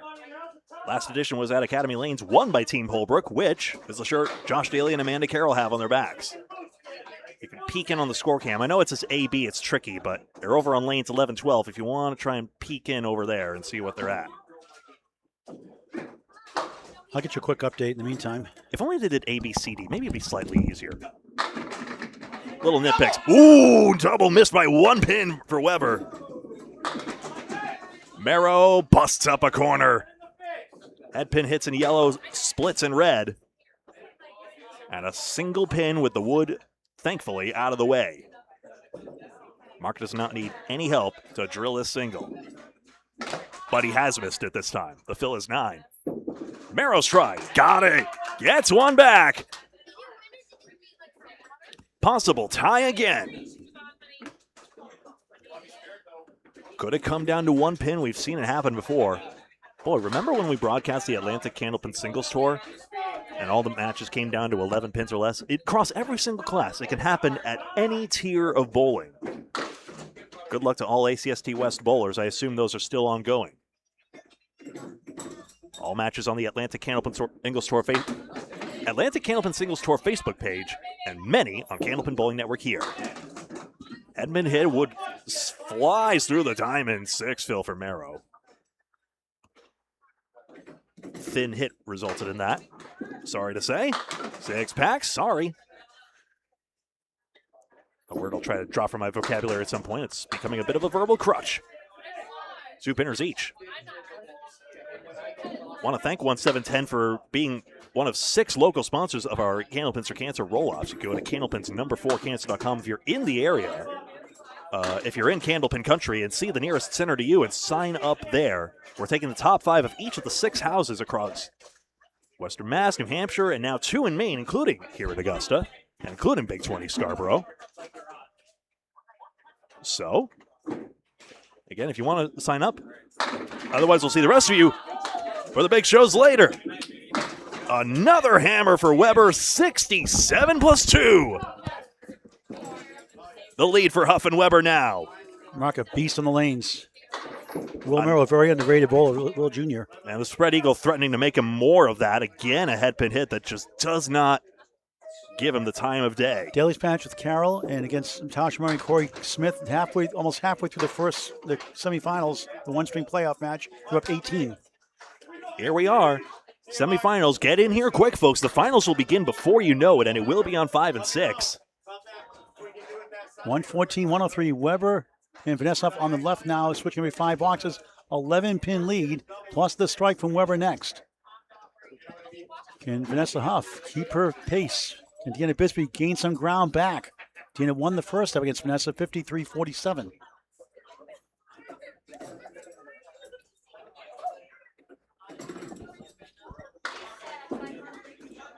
That's a nice ball, but splits 2 and 2, 2-4, 6-10 right.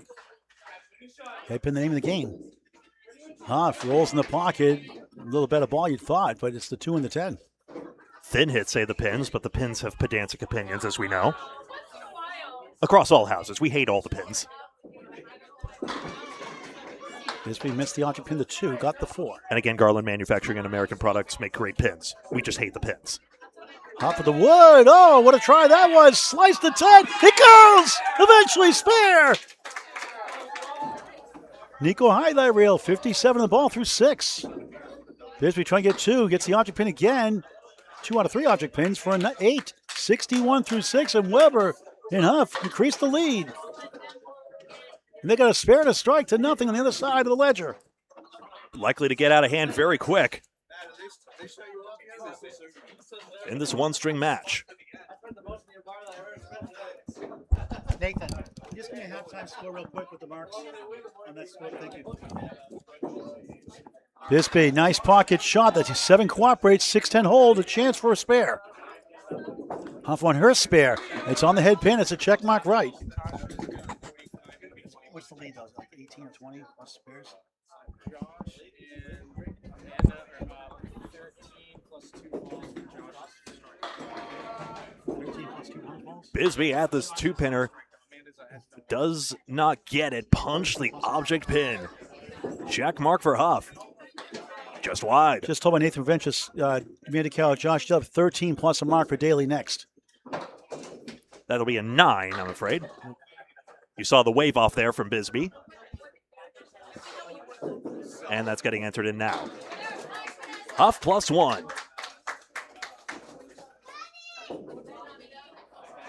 (2024) and 2020, Faye Sawyer and Craig Holbrook. 2023, Brooke Betteridge and Evan Riva. It's funny how Sonja Rossi and Aaron Fontaine won the 2025 Mixed International Doubles. The Exeter Mixed Doubles was won by Sonja and Aaron. Sonja Johnson and Aaron St. Cyr. Nico, who won the Class D championship between Craig Wester and Jacob Myers? We might have to watch the video on demand. Maybe you'll tell us a chat. Just trying to claw back. Whatever's your pleasure. 9 last blocks, 70 through 7. Huff, 10 last blocks, 73 through 7. On the 3-9. Finals are next. You see the totals accumulating at the top. 24 Huff and Weber plus Weber's strike. It's more than that. In a fierce competitor, 1-6-10. Do you go for the short 2 here in this case? I would. Somebody behind you may want to go through all 3. Huff 5 standing with a ball to go. Bisbee has a chance to gain some ground, but they need some marks. A 7 won't help. 77 through 8. Had the spare 7 the third, only mark. Where would you play the 1-6-10 chat? Would you go for the safest 2, or would you try to go aggressive with the head pin? We've seen the school of thought shift on this recently. Yeah, it does gain a pin, 7-6, 7-6. 79 through 8. It actually is 7-6. You did it. Well, it should be. Well, the pins finally listened. 146, 127. Huff, Mark Weber up 19. The mark's on a strike next, the only mark on the board, either side. He's Paul, I'm Greg. This is Candlepin Bowling Network here on YouTube and Facebook. We recommend YT. We think it's the better platform, but that's just our opinion. It's a fact. Bisbee, It's a well-evidenced opinion. 2-7-8 behind the 2. Wood hanging around. Huff on the crossover, 5-1 split. 9th box, 1-string semifinal match. Overtime, a 1-string roll-off. Bisbee trying to get a spare. Looks good. Oh, too bad. Got the 2-8, not the 7. Really? Thought the wood might help. Have a tough relief. You got it. Wow, how about that one? Spare. It's not easy, we swear. 89 to the ball. Trying to pull away. Deanna at 10. 87 through 9.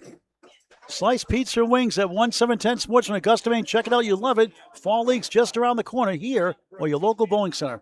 Youth leagues, adults, seniors, mixed, you name it, they've got it. Check your local bowling center for more information. If it looks full from one pair over, that means Huff hit it perfectly. And the pins agree. Craig Wester beat Jacob Myers 518 to 496 in a 1-2 matchup. Thank you, Patrick Lowe. Says you fine gentlemen in chat, but we trust you implicitly. Thank you very much for bringing us that. Jacob said if he won, he's going to donate about $300. Oh! Look at that. Everything going their way. Strike on spare. Bisbee, what a shot that was. 10 holes. Jacob Myers said he was going to donate about $300 to Candlepins For Cancer, so if he won, more. But he was the runner-up. So good gesture anyway, Jacob. Great season in Western Mass.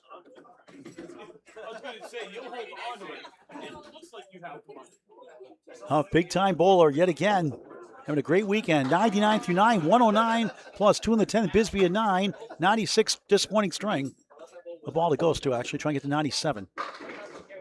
After what was cleared, so make it 97. Forward thinking. It's interesting that Will actually retrieved his partner's wood there. Obviously, it's an objective call anyway. He probably made it correctly. Just usually you would have a neutral do that. All right, Wilby, have a half yet. Huff doing a job against her counterpart. Filling a strike to wrap up the semifinal match for lead-up bowlers. Crosses over, lightly hit, 5 again, and Canada's the bucket shot. Now we could let her shoot at this bundle of 5. She's on a strike fill.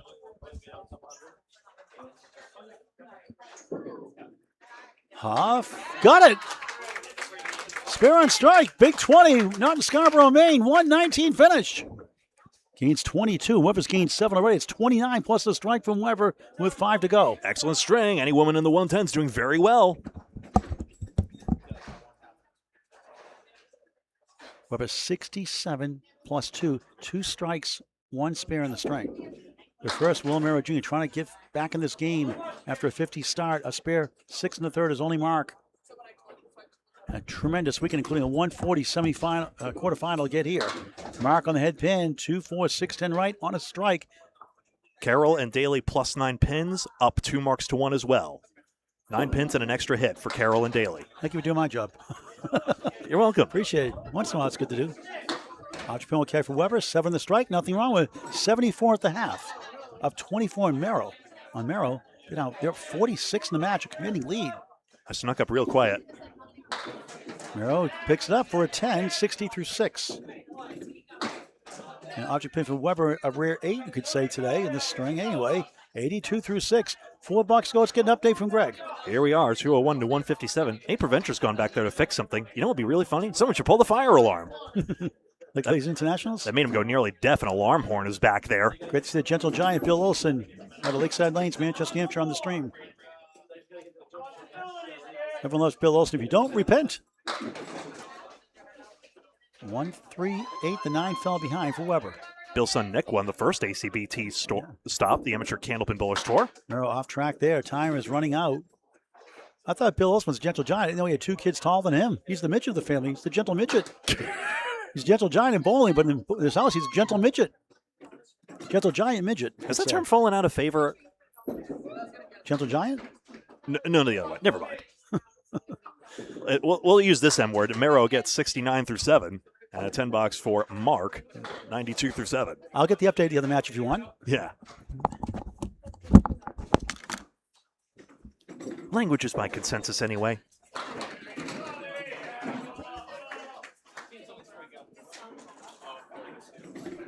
As long as we're listening to perspectives here. Smashed away. Mero gets the hammer. Too little, too late, but you love to see it. Now Paul's spying on the other match as well as we see Weber get the 4 horsemen and the 8.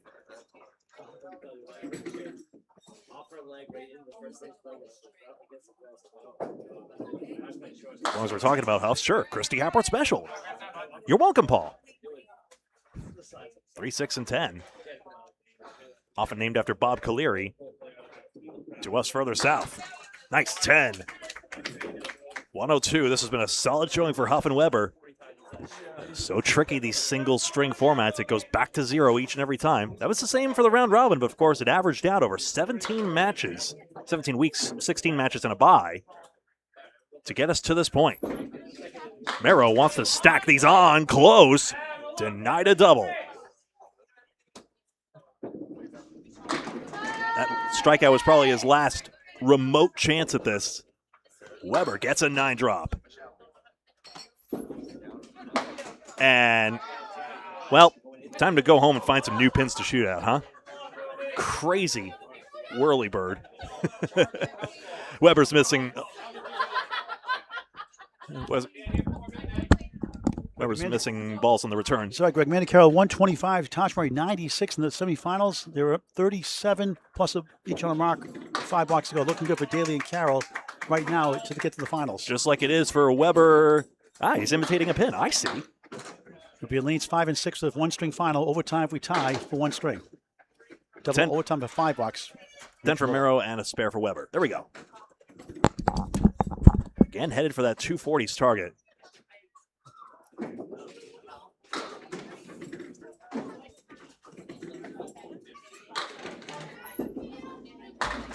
Head pin.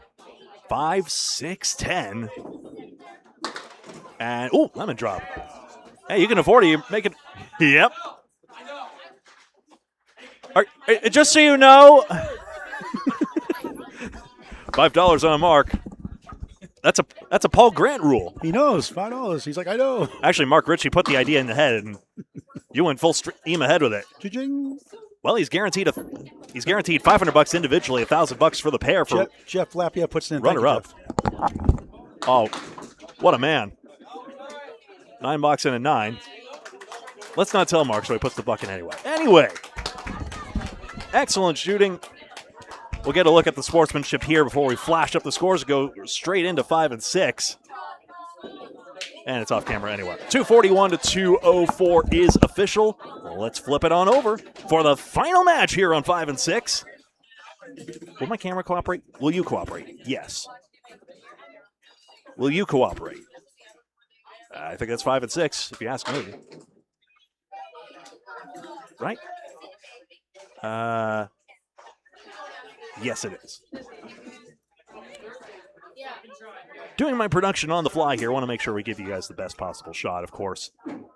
For the finals of the mixed international doubles, 2 boxes remaining on the other match. $3 for Daly and Carroll. They're up 53. No marks aboard. Commanding lead. Looking good for the finals. So it's going to 3 of the 4 bowlers from Maine and 1 from Massachusetts. You got this thing tangled like a phone cord. You are not allowed. Thank goodness the finals are in 5 and 6. You are not allowed to take this off again. I took the headset down. It all curls up. I'm a victim of circumstance. He picks headsets up and puts them down. He picks headsets up and he puts them down. So I'm going to throw that pin back, by the way. Finals coming up next. Stand by for that. 2 boxes remaining. You know what? I'm calling an audio timeout. I need to refuel, and then we'll be in tip-top shape to bring you the final match in just a moment. Be right back in just a few minutes. Keep it here on Candlepin Bowling Network.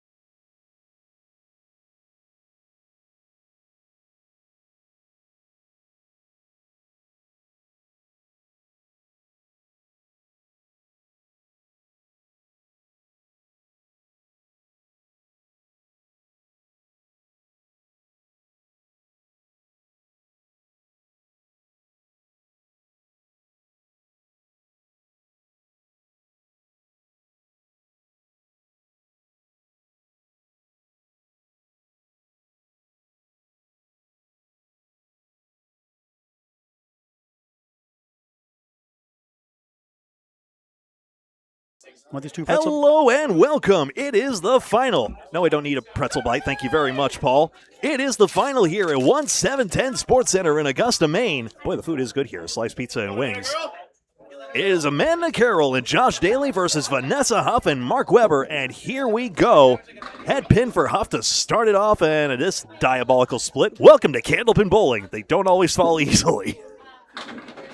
3 balls. Wood is life where it falls. And there we go. I got it.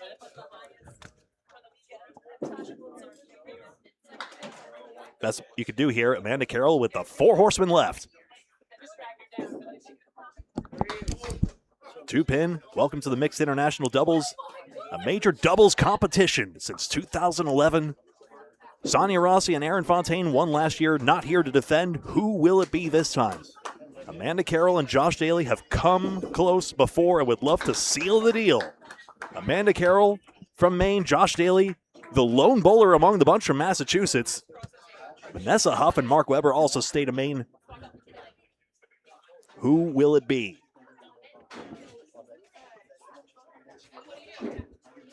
Vanessa Huff and Mark Weber, the top team in Division II, the right side division. They went 14-3 across the 17-match round robin. 1-3-7. Average data we'll post later to Candlepin Bowling Network Facebook. It's not readily available due to a computer minor issue, which is that statistical thing. Whoop. You can use that headset if you want. And offer a spare. Sorry about that. Be careful how you drag the microphones across the table there. And no 10-pin for Carroll. Nice try. Huff Power Sports and Team Holbrook, 2 formidable forces in mixed teams play.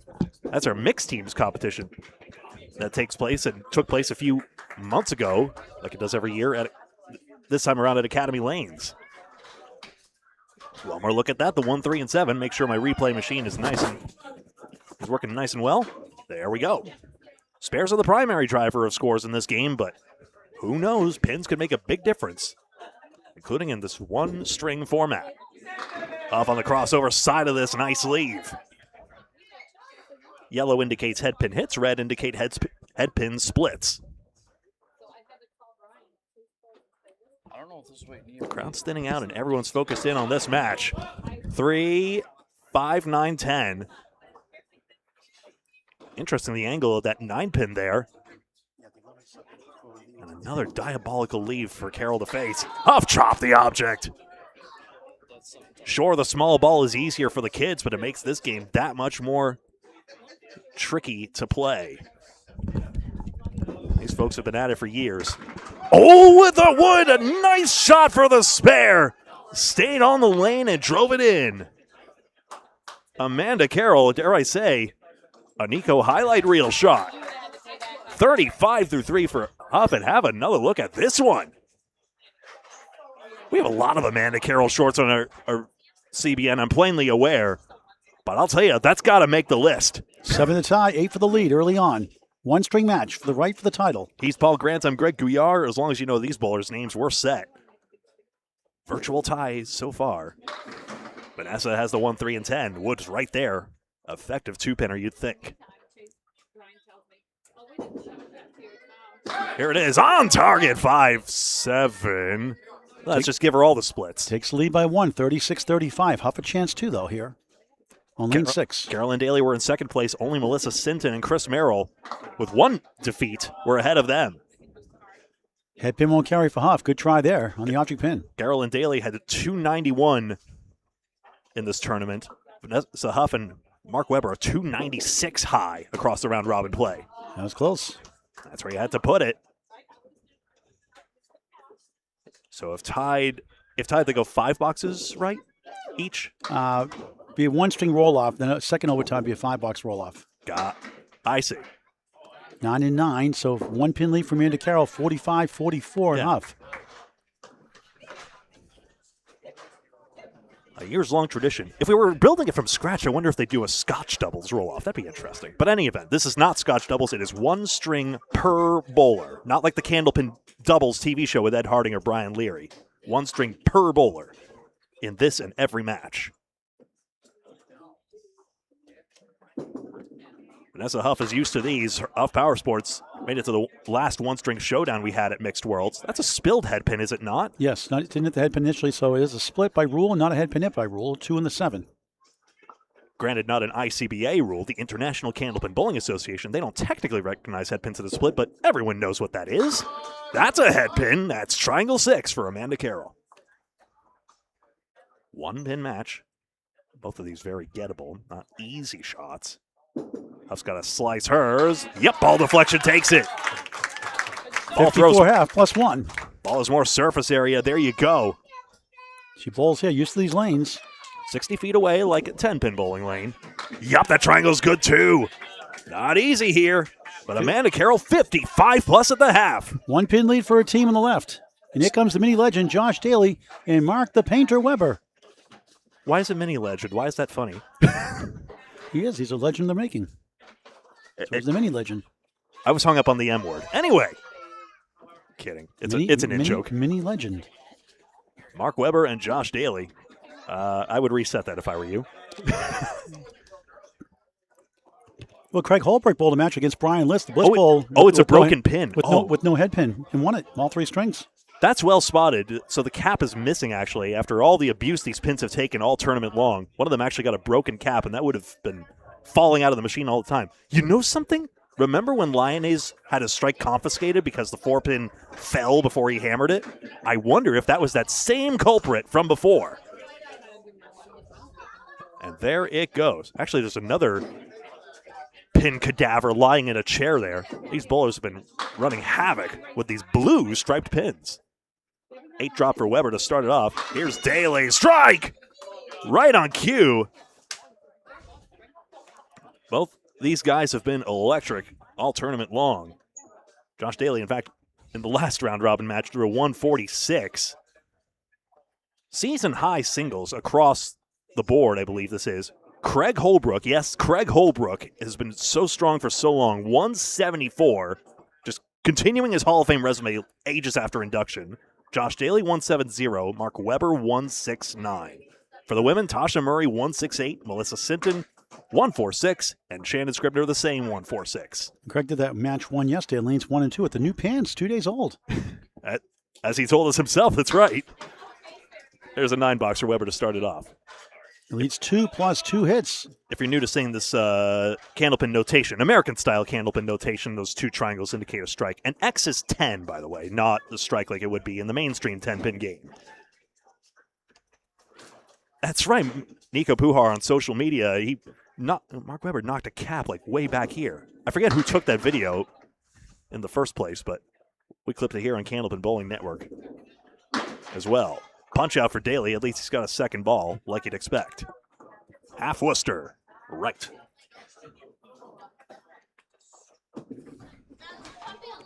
Obviously, Weber was looking for the 3-6 pocket on this.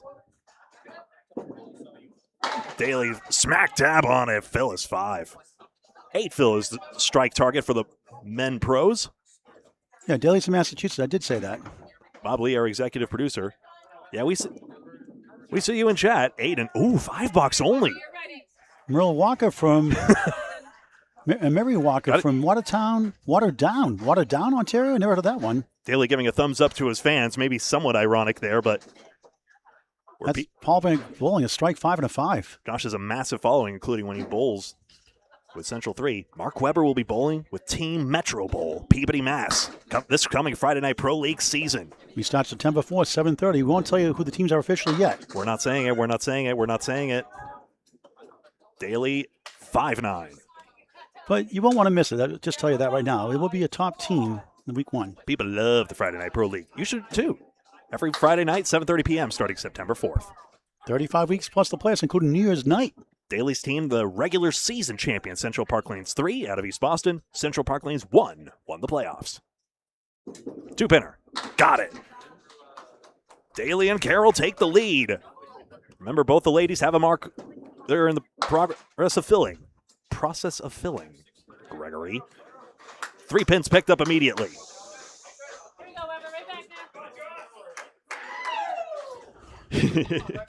85-78 as you hear the crowd noise picking up a bit. A Mark lot of folks taking the drive early, but Mark Bucking just as explosive as Daly at times. You saw him earlier in this match. yeah. This weekend, early today too in the playoffs. Daly's Academy Lane team almost had the top of the division. Like that. Weber destroyed 9 pins in a hurry. Daly on it. He loves it, I think. 9 drop. 39 through 3. 9 fills are excellent. Average spare fill about 6.5. Micah Imperato, let me know if the stats need updating. Another spare. Mark Weber. His first one, 34 in a ball through 4. And there it is. 3 marks and 4 for Daly. Any man would be happy to have 4 marks on a string, except Josh, whose standards just get higher and higher. Both these guys are going to be in these tournaments for a long time. I mean, if Craig Holbrook is still succeeding, even though he and Sawyer got bounced this time. But then again, Sawyer and Holbrook, 2-time champions at this event. All 4 balls on spares. Here's Greg. On the head pin, I thought there was a better ball than that. 7 fill. Thin hit, I guess. Still, they wilt for Daly. 1, 2, 7, 8, 10. 54 for Josh, 41 for Weber. A mini high-low jack. Sorry, it does not go. That was close to that 3. 3, 8, 10. Want to see a 1, 7, 10 for the 1, 7, 10 Sports Center. I've heard that before. Daly's heard it. It's good. I wonder where the bowling center got its name. Now owned by the Carriers.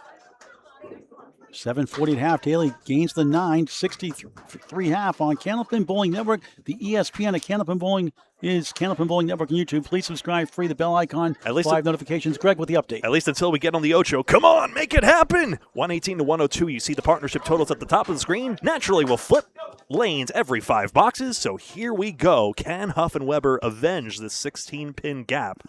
Or will Carroll and Daly finally seal the deal? 1 spare for each side. Amanda Carroll, a nice ball right down the middle. Spread eagle, youch. Put in the dictionary, Webster, please. Yikes, nouch combined. Y-O-U-C-H. Why not? There are worse words. And she gets a 2 fill. That's even a worse youch. Amanda 59 at the half, Vanessa 56. Amanda, good bid, won't go. $25 from Candlepin Bowling Network on a clean spread eagle for a spare without wood. I guess hitting the head pin pays off eventually. 1, 7, 6, 10 right for Huff. 1 string championship match. Rare 7 for Amanda. 66 through 6.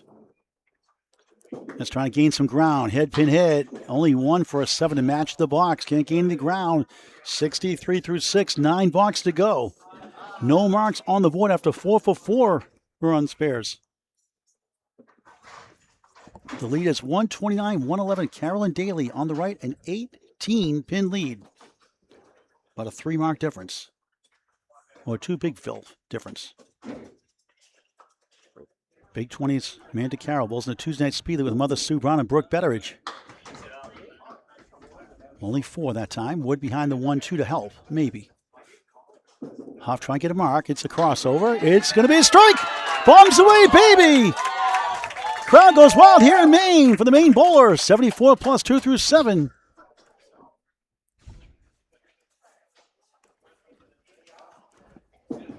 It's trying to answer. Good shot. Gone. Spare. 76 in the ball through 7. Vanessa's got a strike. Amanda's got a spare. It's still 18 for Daly and Carroll on the right in the pink shirts. That classic sporting high five wasn't always the case in Candlepin bowling, but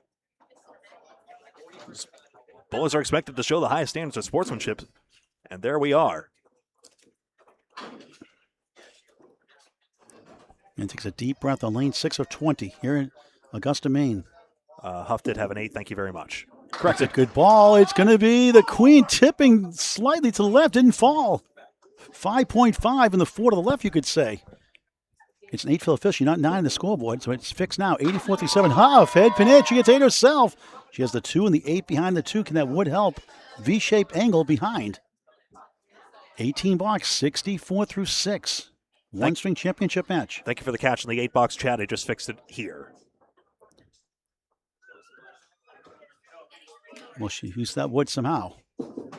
She's going for it. Just missed, not by much. Now maybe she'll just pick 1 pin. Don't fall, don't fall, don't fall. Among the most exaggerated body English, as it's Huff called. big spare chance. Yes! Big 20, spare and strike. We're not in Scarborough, Maine. 84 through 7, 94 and a ball through 8. In reference to the Scarborough, Maine Bowling Center. Happy 75th anniversary. And a short bet for 9, 93 through 8. Candlepin Bowling is played in Northeast North America. Maybe if the pin setters are made, though. I saw the Cam Moore had a great post about it on Candlepin Chat about the true progress of that new pin setter. You'll want to check that out at Candlepin Chat on Facebook. We're Candlepin Bowling Network. Pleasure to have you here for this great match.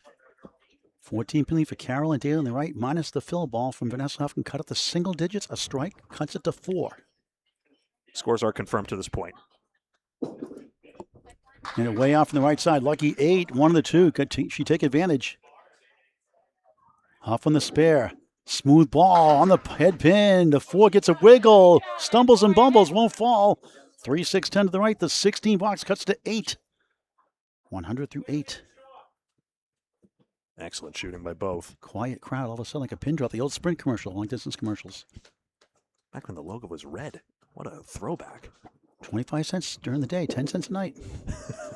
Had to miss the chance. It's true. You just make a long distance call. It's 25 cents. We're trying not to let the bowlers hear us. That's why we're talking like it's nighttime. Huff tickled it barely. No laughing matter. Single digit lead for the team on the right. And gets the Paul Grant special. Missed the second, make the third. Never a good time for that. 10. 103 through 9. Huff, no go. It's a 7. Get some pins back. 107 through 9. 6 blocks to go. It's 166, 155. Daly and Carroll on the right have an 11-pin lead with no marks on the board. Yep, 6 marks to 5 overall in the match to this point. 14 boxes in, 6 to go. Josh Daly and Amanda Carroll frustrated in major competition recently. Daly almost won the ACST final. Carroll almost won the Ladies Internationals. They'd love to take the title in this major. I believe it's Amanda's 3rd international title she wins, correct? One with Tim Matera, one with Josh recently too, right? To be honest, I'm not certain. The history is scattered on this.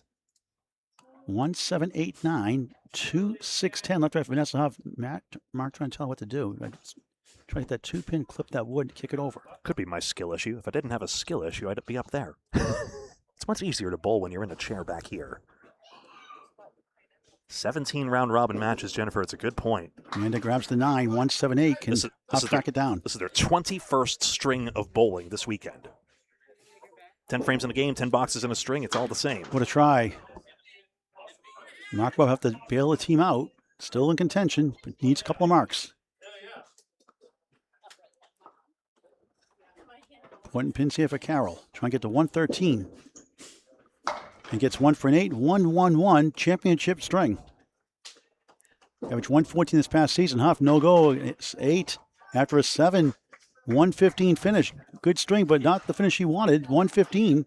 She won it by 4 of Amanda, but Josh has a 63-48 lead on Mark Webber. Greg Gouillart with the update. Here we are, 11 pins. So Daly likely requires 2 marks here to overtake. Mark Webber likely requires 2 marks to overtake at this point. We'll see the full stats in a second. We'll also have the full stats on Candlepin Bowling Network Facebook at the end with the recap post. 1, 2, 4, 7. The Rick Kurowski special in Millis for Josh Daly. Here's Mark Webber. Pounds the pocket, bombs away, baby strike. The main crowd erupts. One he needed. Daly to answer. No. And now he can cut it to single digits easily and maybe 1 or tied. In the pin's pedantic opinion, he's too full on the head pin. Daly for a 10. An 8. Makes it interesting. 71 through 6. 4 to go. Webber in a strike. The lead is 9. A strike, double strike could be huge. Obnoxiously angled wood was in the way on that. That's what cost Daly a few pins just then. Wayne Petty rooting for Mark Webber. Down to the wire as usual. Oh, I'll show the replay later. Or just throw another one now, Webber. We'll see. 2 Bs in this Webber. Just as strong a pro in our game. Daly right side slams 8. 1 of the 2. Opportunity. Webber on a strike. Another good ball for a double. It's 8. 5 of the 10. The old New England discount department store chain. Woolworth, Lecture's national chain, 5 and 10 stores. But things are 5 and 10 cents. This main center loves to get bowlers from all over, but they'd love to defend their turf at the same time. Daly for a spare. Yes, off the wall, got it. Didn't go initially. Amanda Keller wipes her brow. Webber denied the spare and strike. 9 in the strike, 67 through 6. Thrills and spills of this game, huh? Daly and Carroll about to grow a lead again. Weber 9. 76 through 7, 3 to go. Daly has the extra hit. By the way, here was the one from previous. 1 pin lead for Daly and Carroll, plus the bonus ball. 1 pin plus this. Weber might need 2 marks to win it. Overtime, 1 string if we do this. If we tie after the string. Who's rooting for chaos? I know I am. Daly smokes the pocket. 8, 9. 7 cooperates, 4 holds on. 90 through 7. Weber trying to answer. Tough time for this one. 2 left, 6 right. Unbelievable. Not the friendliest wood. Daly's team up by 10 double digits. Trying to put the heat on Weber to finish it up. Bang! Stumps his foot, knew right away. 100 the ball in the 8th. Actually, stomping his foot helped it go down. Weber, no go. No applause to the main crowd for Josh Daly. Weber at 10, 86 through 8. Greg with the update with 2 blocks to go. 10 pins up plus an extra hit here. It's possible Weber requires 2 marks to none here. If Daly marks again, it is highly probable that Carroll and Daly prevail. Last 2 boxes now. If you like this, follow and subscribe for more on Candlepin Bowling Network. Daly spins away from the 1, ends up with 6. 1, 7, 8, 10, 16 pin lead. Weber needs 2 marks. And that's big break on the right side, goes down. 4, 7, got to get this one. Daly does have 2 pieces of wood to spray around. Try to get 3 spares in a row and put the damage control on. He does! We're in a Q spare! Is that it? Incredible shot. Weber, no! Oh my. I think we very likely have our champions. Main crowd here stunned. Main crowd. That's a Paul Grant special. Missed the second, make the third. Not a good time for that. 10, 96 through 9. Any chance, Greg? Well, Amanda Carroll will take a title for Maine all the same, even though they have their favorites here. Double strike a requirement from Weber for sure. An 8 fill is an instant winner for Daly, and even there, a miracle is required for Weber and Huff. They're trying to 4 here in the first ball on the fill. 4, 120 through 9. Daly doing Daly things yet again. Weber, no, and Daly and Carroll have won the championship. Pending this pin technically, but congratulations, I would say. Yes! We'll talk to the winning team before we sign off. Weber now gets the spare in the 10th. 106 in the ball, but he's always in the running. What a great showcase it is. What a wonderful weekend here. Taylor's got that one to go for a 9. Why not? 129 championship string. They combine for 240. Amanda Carroll and Josh Daly win the 2026 Mixed International Doubles title.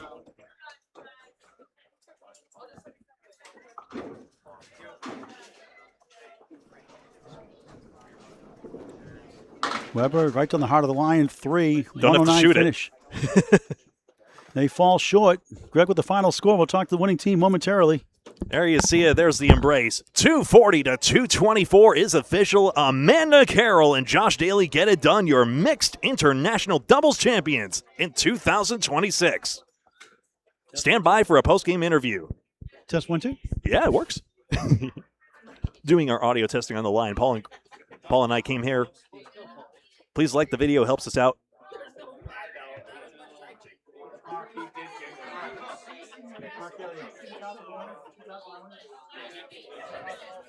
Tim Matero in shot here, a great tournament director, the Carriers owners here, and thank you also Kobe Carrier, Kai Hunt, Nate Preventure, and all the staff. Excuse me if I've forgotten to say your name here at 1710.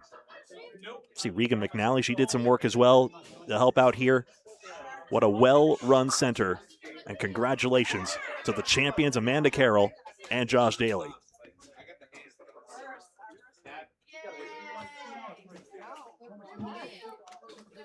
Yeah. Stand by, post-game interview in just a moment. If you're sad that the bowling's over here, why not check out Atlantic Candlepin Single Store West? Hope you'll stay for the interview in the meantime, but whatever you'd like to do.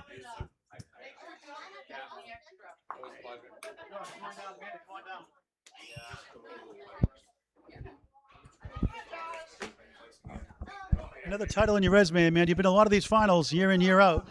Yes, finally. Josh and I, we talked earlier in the week, and that was our plan, and we worked really hard for it. Chemistry is so important in this game. How do you guys work so well together? I mean, he bowled really well all weekend, and the couple of games that he struggled, maybe 2 games, I was able to bowl well but other than that, he carried us, and I mean, it is what it is. But we both bowled really well in the playoffs. Both of us bowled well in the Your mother playoffs. Sue is very proud of you. I'm sure she is. Hi, Mom. What a 3-letter word. Wow. All right, congratulations. Go celebrate, Josh. The mini legend, another one in your feather in your cap. Yeah, this is we had a couple close ones. We had lost to the finals a couple years ago with Craig and Faye. We made Final Four then we lost to Sonja and Aaron. But we've had a couple good runs. We've been bowling well together, so it's finally glad to get our first one together. Such a fierce competitor. You ball. You have so much command of your fastball. How do you do it day in, day out? I don't know. I just bowl and have fun and always keep everything the same. But You have such mental toughness. You can throw a rare 96 and come back with a 165. yeah, I actually did that. You're welcome. Yeah, thanks. Yeah, I had a couple of tough strings, like she said, but it came back, and 1 string or 2 strings shouldn't matter. The whole 16 before playoffs happened. Congratulations. How about a 3-letter word? Win. Wow, Paul. All right, congratulations. Go celebrate. Amanda Carroll, Josh Daly won it. Greg Gouillart wraps it up. And when they did, number 2 seed Amanda Carroll and Josh Daly, Melissa Sinton, Chris Merrill, best record 32-2, but Amanda Carroll and Josh Daly get it done. Commiserations. Vanessa Huff, Mark Weber, 28-6. That's 14-3 across the regular season. They did very well to this point, and incredible shooting across the way. Daly, I do believe, had the top average, and Amanda Carroll, the 3rd best women's average behind just Tasha Murray and Melissa Sinton. Outfitting the Canadian women 1 and 2 in the standings there. Top 5 men's averages I'll just list: Josh Daly, Chris Merrill, Will Merrow, Mark Weber, Corey Smith, and for the women, Melissa Sinton, Tasha Murray, Amanda Carroll, Sonja Johnson, and Shannon Scribner. Full statistics will be available on Candlepin Bowling Network Facebook, so follow us in both places on Facebook and YouTube so that you're always in the know about the stats and statistics. Again, you want to watch more bowling? Go to Atlantic Candlepin Singles Tour. They're heating up in the class finals over there. Root on some more great bowlers, including way down southwest from here in Augusta, Maine, 1710 Sports Center. For now, my name is Greg Gouillart. I've been alongside Paul Grant all weekend long here, and thank you very much for watching this major final of the mixed international doubles. And until next time, so long.